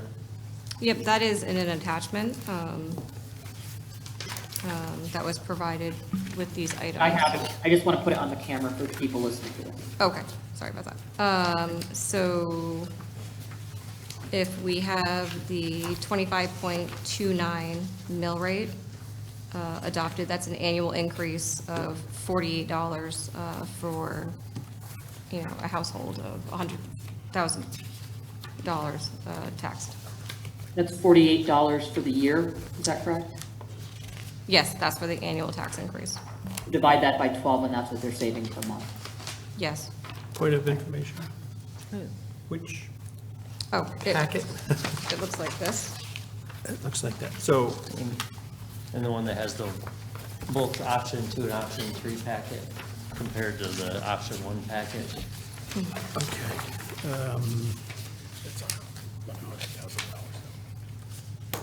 Yeah, per $100,000 of assessed value. So that- So, Third to last page. so, yeah, Which one are we in? it's actually the third option. Third one. This one. Yes. The one using supplemental aid. So an assessed value on a $250,000 house would be how much? About under $100, right, a year? Like $96-ish? Well, on a 200, assessment of 200,000, it would be $96, yes. Right, right. And maybe I remember assessed value, you know, your house could be worth 450, but the assessed value might only be 200,000. So make sure you keep that perspective when looking at these numbers. I know my house is probably worth, I don't know, but the assessed value is way less than what the value. So, you know, if you look at the median household income and divide that, I mean, for some people, it might be 200 a year. For others, it's going to be somewhere between 48 and $96. It depends on where they live, a year. And divide that by 12. We're not talking major tax relief. I couldn't even pay my car tax bill with that relief. Honestly, I couldn't even buy groceries for the week with that, for the year, what I'm gonna save, what I'd be paying. I couldn't even buy groceries for the week. So when we talk about relief that people are talking about, that's a drop in the bucket. That's my cable bill for 1 month, barely. That's all it is. And for some people, it's filling up their gas tank once, right? Like if they have an SUV. So we're not talking about major relief here where people are gonna really feel that they're saving, you know, hundreds of dollars. I believe in supporting education, and if $100 for the whole year, that's one night out to dinner for some people. You know, that's not a lot of money. And if you take that 96 and divide it by 12, that's $8 a month. I think we can afford it. I don't think people really want $8 a month over supporting education, which is a huge tax relief, because when you fund education, you support your property taxes by making sure you have good education. You want to bring people in, younger families, they want to come to a place where they feel like education is being supported and not cut. Thank you.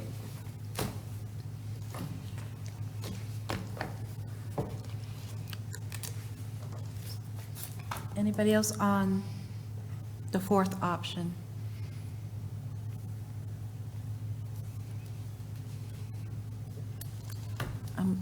Councilor Pacino. Thank you, Madam Mayor. I think that I am looking at the third option, primarily because it'll give us a little bit more of an option for next year to offset. And I know $48 or $96 doesn't seem like a lot for some people, but when you're looking at getting that prescription or not getting that prescription, it's a lot. So I'm going to stick with the option 3. Thank you.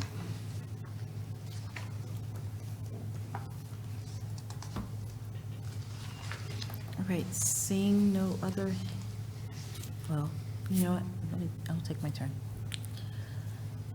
Thank you. So I do like the process of, the option of number 3.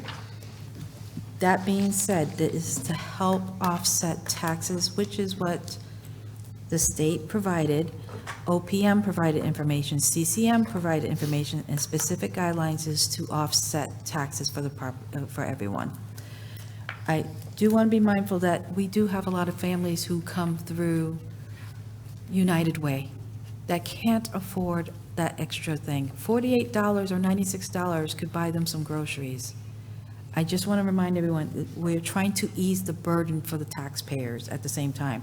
Many of them don't have school children in the system anymore, but we do pay for the taxes for the kids to go to school. If there's any way of easing some type of burden, then that would be my option to relieve anyone.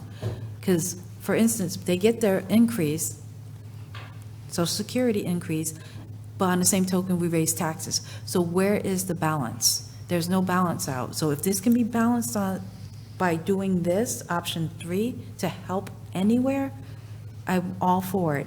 And just to remind everyone that the $1 million is a one-time payment for the Board of Ed for supplemental education, just a one-time payment. This is not going to happen every year. So if we can ease the burden a little bit at a time, I would appreciate it. Part 2 of that is, again, Counselor Good pointed out that the RTM, who is the last group to make a decision on what our budget line item would be, is the ultimate authority. We started off, they finish it, and we're now doing the mill rate. So we are the last part for us to do tonight is only the mill rate. So either, I just want us to figure out the best option for everyone. Thank you.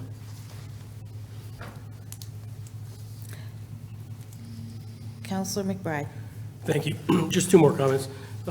I too spoke to the Lieutenant Governor a few weeks ago when this came out, and I understand the desire, as other counselors has mentioned, of property tax relief. But I don't think it was ever said, or it was ever detailed, that 100% of this needed to go for property tax relief. So I disagree on the notion that all $3 million of this has to go for property tax relief. And I think you can look at the definition. It's, the $1 million is being called supplemental education aid. It's not being called supplemental education aid for property tax relief. So although one of the primary goals is property tax relief, it clearly wasn't 100% if they're naming it supplemental education aid. As for the RTM, when the RTM approved this overwhelmingly, they were not aware of the $1 million, and they weren't aware of its total intent at the time. There was a lot of gray area at that time. So I think there's a possibility that had they known of the intent, there could have been some decisions that may have been different. I'll support whatever decision the council makes, but I do think some of this should be going to the Board of Ed. Thank you. Mr. Burt, can you state what OPM sent out? Excuse me? Can Say you, it again. can you provide the information that OPM sent out that was emailed to everyone last week? It was all, I believe you Yeah, I emailed mean, this it to the just council. basically goes to, it just details the options, which basically we've already gone over here. You can use it to fully offset taxes, you can not use it for taxes and it'll automatically go to the Board of Ed, or you could do somewhere in between. So it's just the options we've been looking at.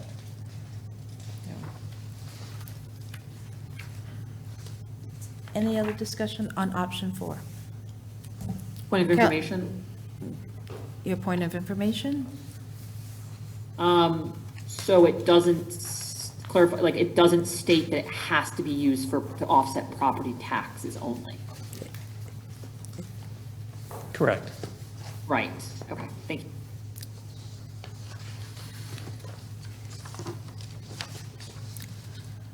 We're going to vote, roll call vote on option 4. Council Burrell, No. Council Bordelon, I'm going to vote for this one because I can't get the full amount to go to Board of Ed, so I'll try to help this one through. what's the answer, please? Yes or no? As I stated, I will support this one. Firm number, name, yes or no, please? I'm in support.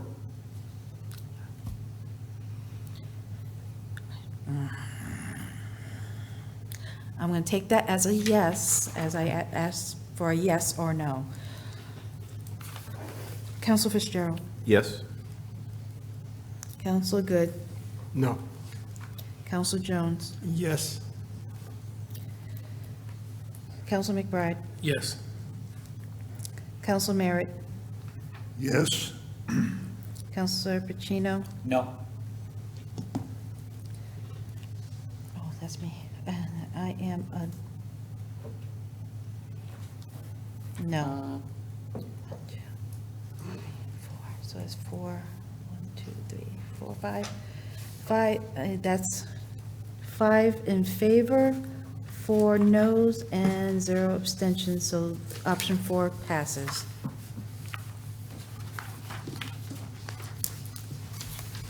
Thank you, Council McBride. Thank you. Let me just write that down.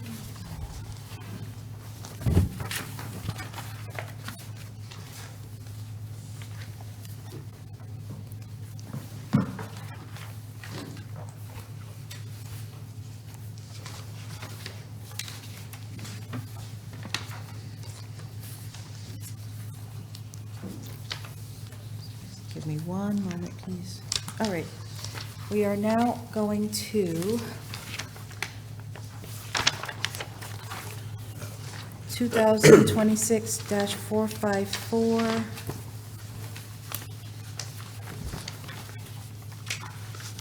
For Mumford Cove, and that's on page 67. Oh, did I need to reread that? No, you know what, it's fine. Council Burrell, could you read that one for me? Yes, establishing a tax rate for Mumford Cove Fire District Fund for FYE 2027. Second. Okay, motion to recommend the resolution to establish a tax rate for the Mumford Cove Fire District for 2027. Second. Motion made by Burrell, seconded by Good. Director Morrison.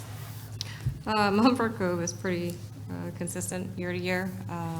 Their expenses really are, they don't swing. So for that one, the mill rate was going to remain at 0.28 mils. What's that figure again? 0.28. 2.8. Any discussion? All right, seeing no hands. Roll call vote. Council Burrell. Yes. Council Bordelon. I didn't hear that. Council Bordelon. I heard. Yes. Council Fitzgerald. Yes. Council Good. Yes. Council Jones. Yes. Council McBride. Yes? Council Merritt. Yes. Council Pacino. Yes. And I am a yes, so that is 9-0 to 0. Okay. Council Merritt, can you take the last one on page 67?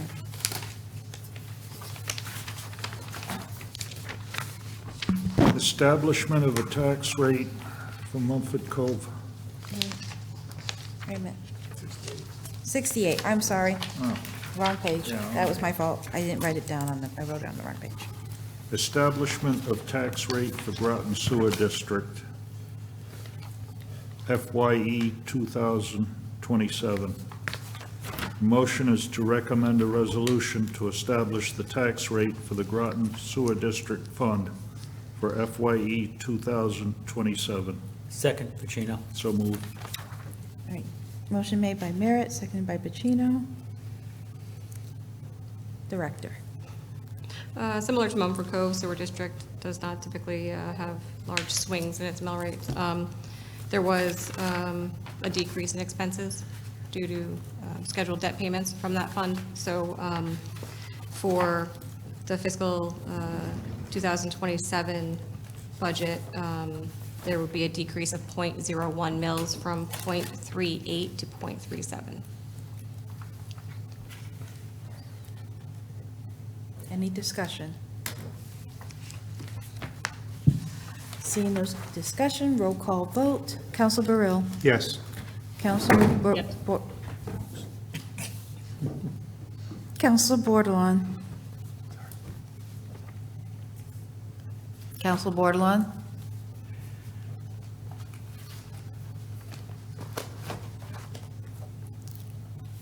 Council Bordelon. Okay, I'm going to take that as an absent. I said yes. I didn't hear you. Council Fitzgerald. Yes. Council Good. Aye. Council Jones. Yes. Council McBride. Yes. Council Merritt. Yes. Council Pacino. Yes. And And I am a yes, so that is 9-0. Before everyone packs up, we still have one more thing to do tonight. Thank you.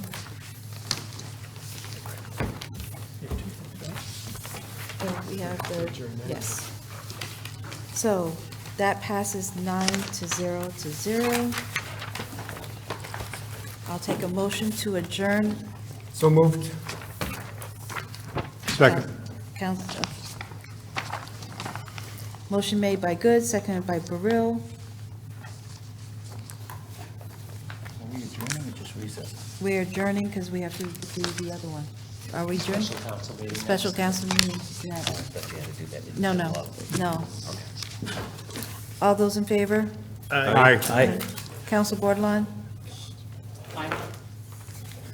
That's 9-0. We have adjourned the committee of the whole at 8:26 PM.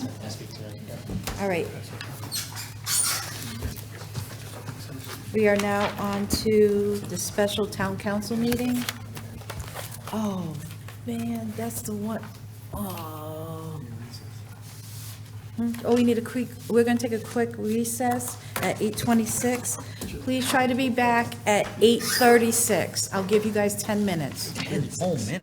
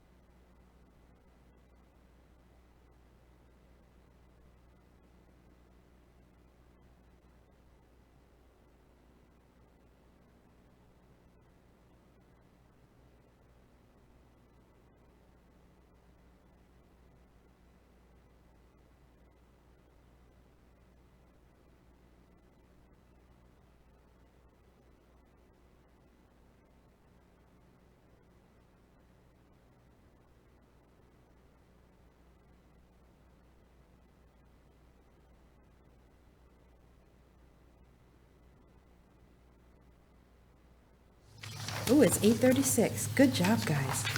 I'm going to call the Town Council special meeting to order at 8:37 PM.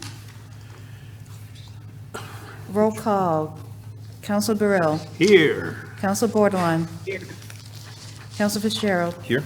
Council Good. Here? Council Jones. Here. Council McBride. Here. Council Merritt. Here. Councilor Pacino. Here. And myself, we are at 9. And I'm declaring a quorum. So we have new business. Just a point of information, I guess. I can barely hear Councilor Bordelon over the screen. I'll turn it up some. We always watch the volume just because of feedback, but I'll put up a little bit. Ooh, is that okay for you guys? Okay. All right. Whose turn? Councilor McBride, can you take the first item on the agenda? Certainly. Item 2026-2012, Plan of Conservation and Development, Groton 2035.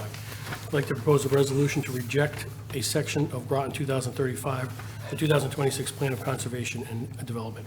Whereas the Town of Groton Office of Planning and Development Services with the Planning and Zoning Commission has developed the draft Groton 2035, the town's Plan of Conservation and Development, and whereas the Planning and Zoning Commission has scheduled a public hearing on May 14, 2026 to gather feedback from residents, and whereas State Statute Section 8-23H2 allows, but does not require the Town Council to hold a public hearing on the plan, and whereas the Town Council held a public hearing on May 5th, 2026 to receive comments from the public, and whereas regardless of whether the council holds a public hearing, the statute states that the Town Council shall endorse or reject the entire plan or part thereof and may submit comments and recommend changes to the Planning and Zoning Commission.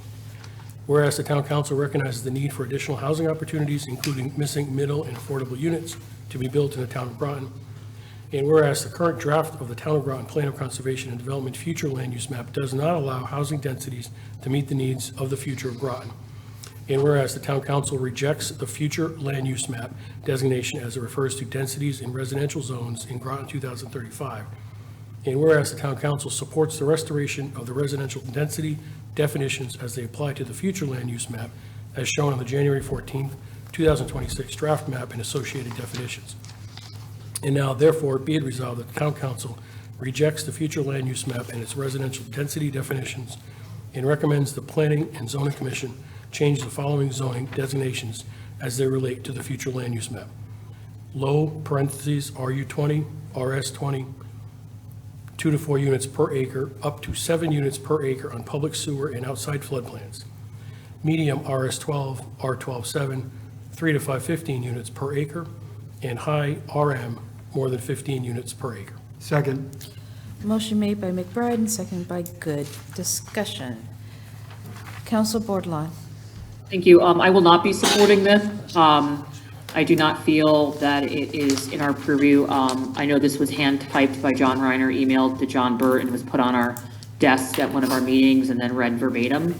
I don't even think it should be re-recommended back to us in that capacity. Planning and zoning, from the meetings I watched and I went back, plus some that I've attended, they took this out, and I just don't think it's going to change the problem. From a conservation point of view, I think this could be detrimental to the little bit of land that we have left that could be developed. I think this plan of conservation development in its text, I think is wonderful, and I thank all the people that have been working on it. But I do think that we're missing the ball here.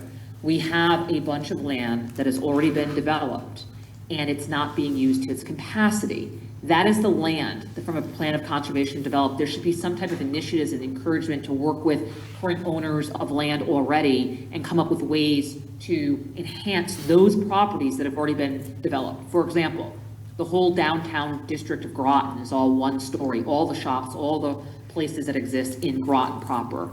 If those were 2 to 3 stories, that would allow for apartments or housing above them, and it does not. So it just sits, it's wasted land at 1 story. I do not think from a plan of conservation development, in the word conservation, we should be taking what little land we have left. When you look at the land that we have left, just because it's there, we shouldn't make it dense moving forward. So I will not be supporting this. I think we should be adding a text agreement or amendments to come up with a plan to work with current existing owners and try to figure out ways to redevelop existing land to provide more housing. And that's what other towns have been doing so wonderfully. And unfortunately, we don't own that land, and so we have to figure out what it is we need to do to work with our current owners to come up with a plan. So I will not be supporting this. Again, as it was stated, the planning and zoning already took this out, and then now it's being attempted to be put back in. I mean, they already voted it down and pulled it out. I don't know why we're putting it in to send back to them. That's just my thought. Thank you. So I will not be supporting this tonight. Council Jones? Thank you, Madam Mayor. Through the mayor to the town manager.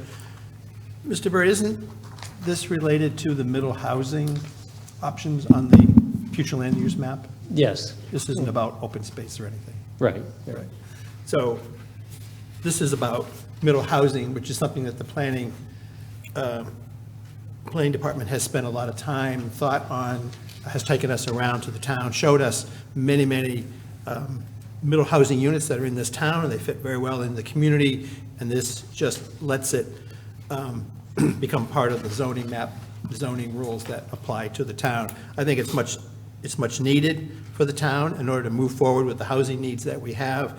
I think they've done a very, very good job of presenting to the community about middle housing, how it fits into residential neighborhoods, does not disrupt the neighborhoods. It's just at the moment, we only have in our zoning, we can only build two types, basically, only two types of building. We can build apartment buildings and we can build houses. And we don't have a middle housing option in our zoning rules. And that was what was taken out of the plan of conservation and development. And this is putting it back, which I think is a vital thing to sort of, we may never get to the 4,500 units that we need, but we could certainly make a good effort to increase, and that would also help bring down some housing prices and make a lot more manageable housing for our residents. So I will be supporting this, and I just want to make sure clear that this is actually about our middle housing, and that's where this is going. So thank you. Council Good? Thank you, Madam Mayor.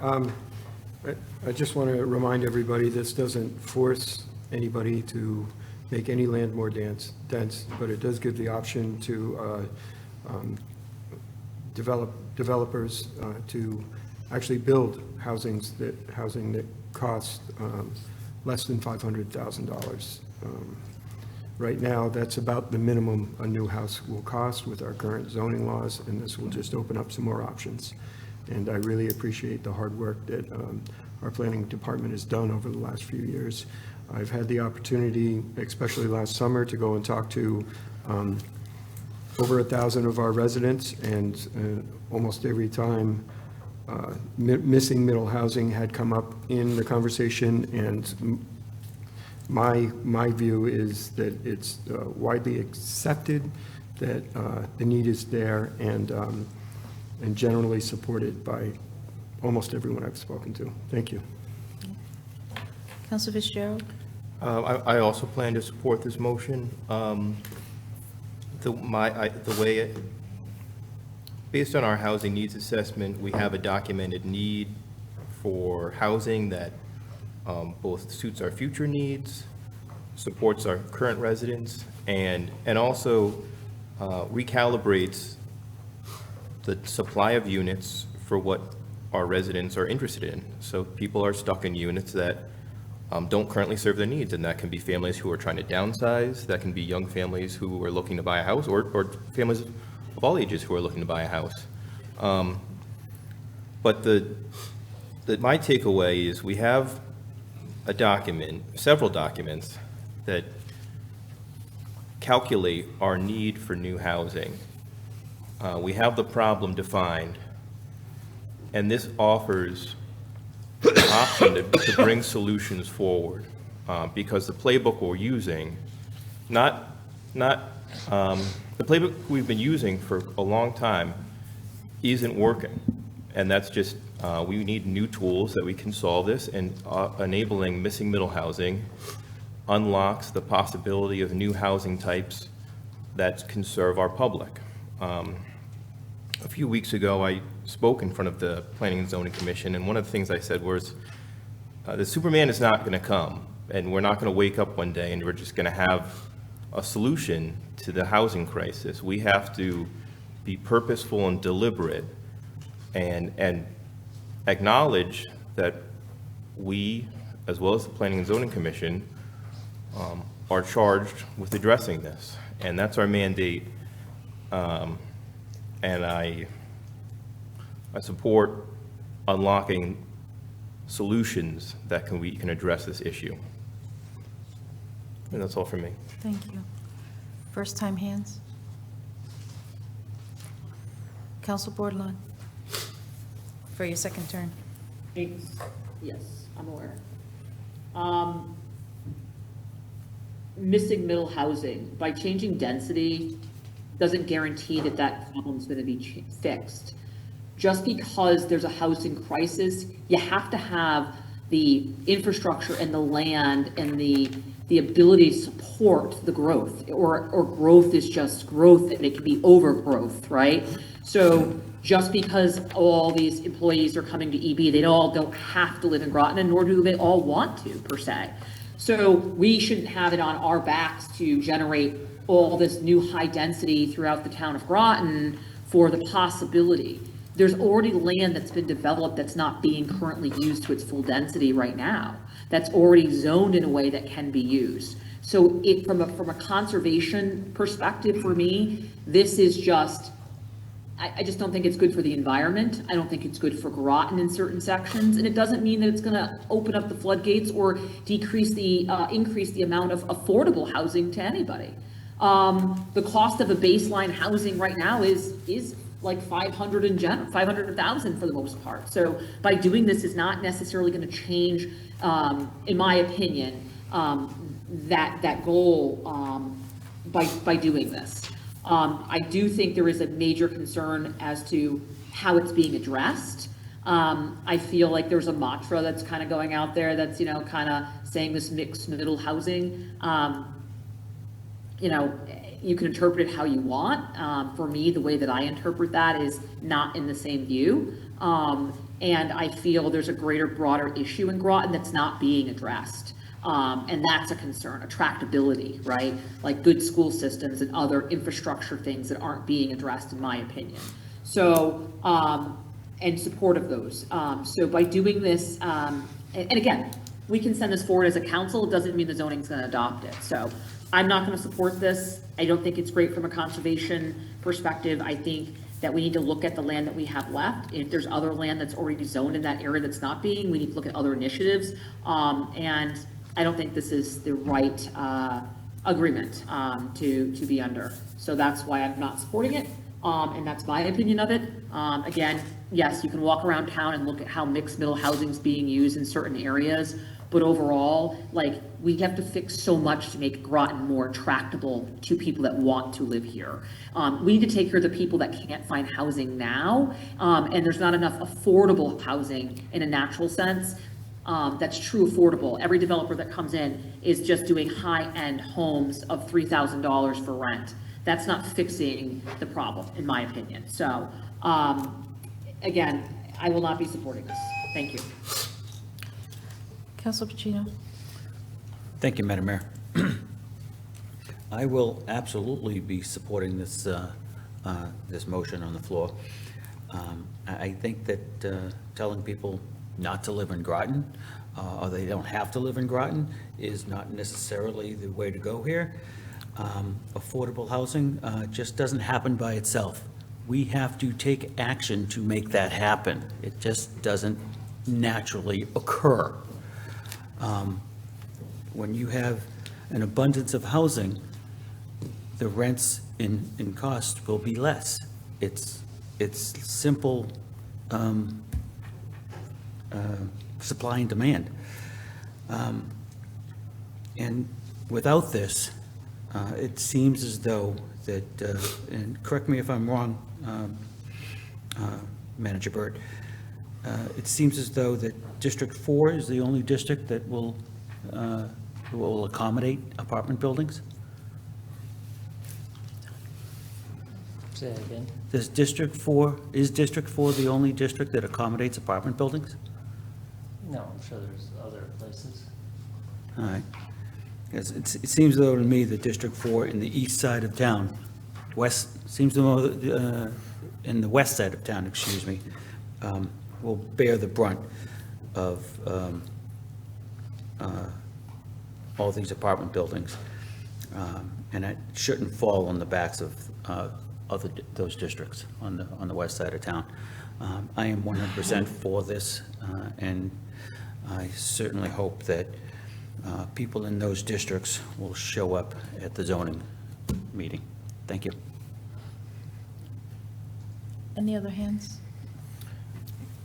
Council Fitzgerald? I just want to comment on on my view of the conservation aspect is that density is an anti-sprawl measure because we are concentrating, we are enabling development on land that is currently being built on. And in that, as opposed to diluting units into areas that we've determined that we want to conserve, we're enabling future growth on land that has already been used towards development and neighborhoods. And additionally, this isn't dictating that this development will happen. It's giving people the option to pursue new types of housing. And in addition to that, people who live in town, the option if they want to build an accessory dwelling unit, or they want to convert a portion of their garage into an apartment, both for residents and for their neighbors. And this is an opportunity to use the land that's already developed, and I see it as an anti-sprawl measure that can conserve land that is not currently, is dedicated for conservation. And that's all for me. Thank you. Any other hands? Okay, we're going to go to a vote. I'll do a roll call. Council Burrell? Yes. Council Bordelon?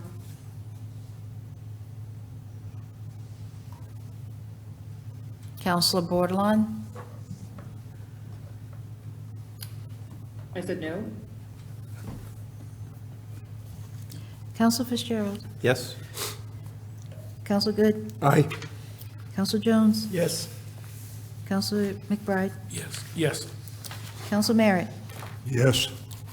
Council Pacino? An emphatic yes. And I am a yes, so that's 8 to 1 to 0. And we are now on to the next item, which is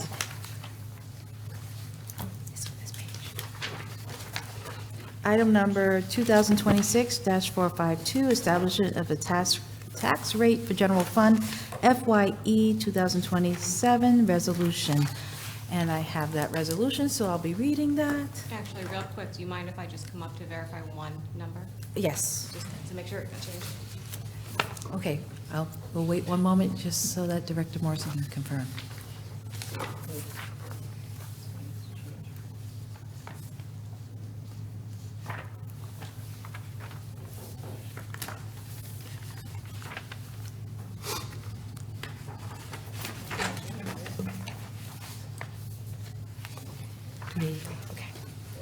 Okay, thank you. All right. Amazing that that's just in her head. I know, that's so cool. She used the special accountant pencil. She did. So, resolution, establishing tax rate for general fund taxes due on July 1st, 2026. Whereas the representative town meeting has approved the general fund balance for fiscal year ending June 30th, 2027, providing for expenditure appropriations totaling $166,431,657. And whereas on May 2nd, 2026, the General Assembly passed an amended budget for FYE 2027 that provides supplemental aid to municipalities. And whereas the Town Council has voted to include a portion of the supplemental education aid funding in the amount of $501,602 and estimated general fund cash revenue exclusive of FYE 2027 current property taxes. And whereas the town council estimates cash revenue exclusive of FYE 2027 current property taxes will total $44,383,142. Now therefore be it resolved that $1,600,000 is hereby appropriated as fund balance available as of July 1st, 2026 to partially meet expenditure appropriations contained in the FYE 2027 general fund budget. And be it further resolved that $120,448,515 is the amount that needs to be raised from property taxes. And be it further resolved that the tax rate for taxes due on July 1st, 2026 is hereby established at 25.9 mils per $1,000. 2.9. Did I say 25.29, sorry. Getting it, 25.29 mils per $1,000 of assessed valuation to raise $120,448,515 divided by $4,816,283,527 divided by 98.9% times 1,000 equals 25.29 mils. I so move. Second. Yes. Sorry. Who was the second?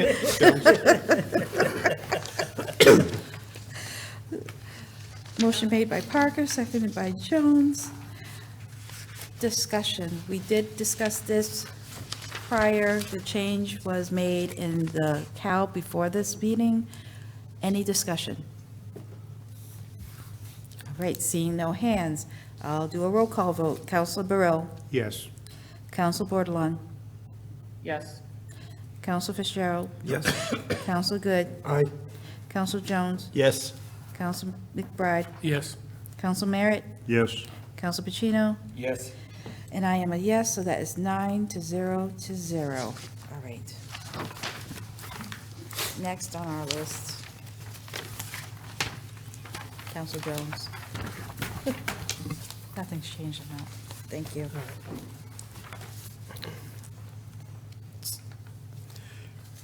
Resolution establishing tax rate for Mumford Cove District due July 1st, 2026. Whereas the representative town meeting has approved a Mumford Cove District budget for fiscal year ending June 30th, 2027, providing for expenditure appropriations totaling $21,452.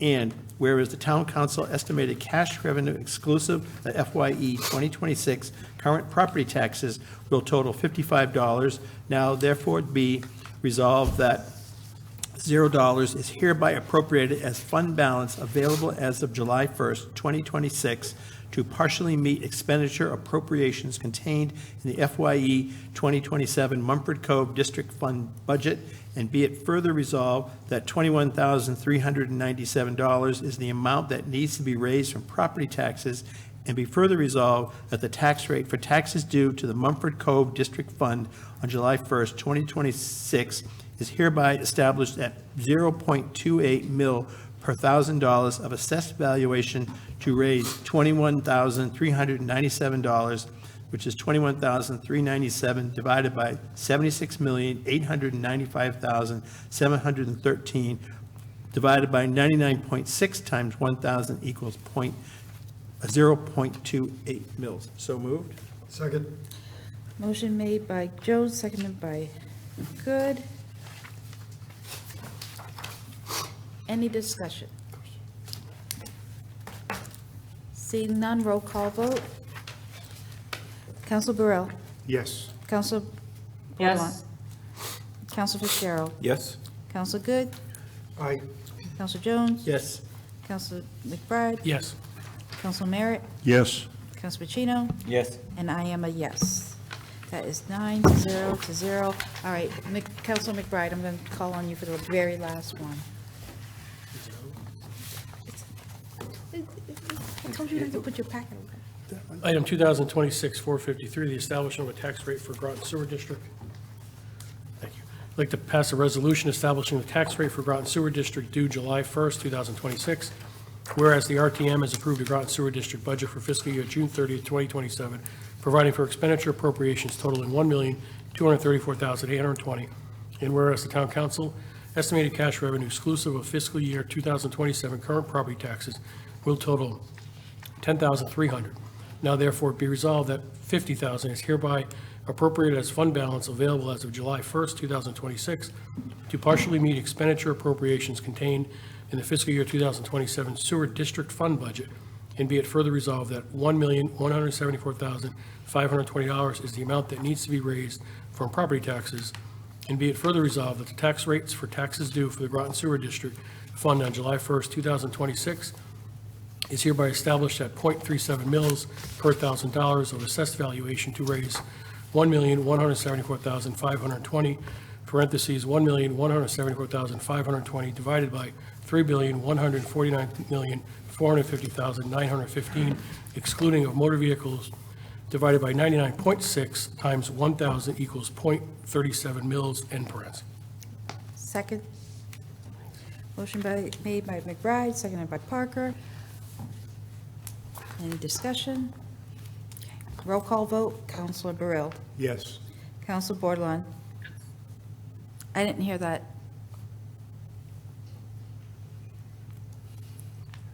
Was that a yes? It was. Well, you I have to can't, hear it for I yourself. can't hear it. Can you please say that? Yeah. Thank you. Counselor Fitzgerald. Yes? Counselor Good. Yes. Counselor Jones. Yes. Counselor McBride. Yes. Counselor Merritt. Yes. Counselor Pacino. Yes. And myself is a yes. That's 9-0. Motion to adjourn? Motion to adjourn by Jones. Second. Seconded by Pacino. All those in favor? Aye. 9-0. And we are now adjourned at 9:04.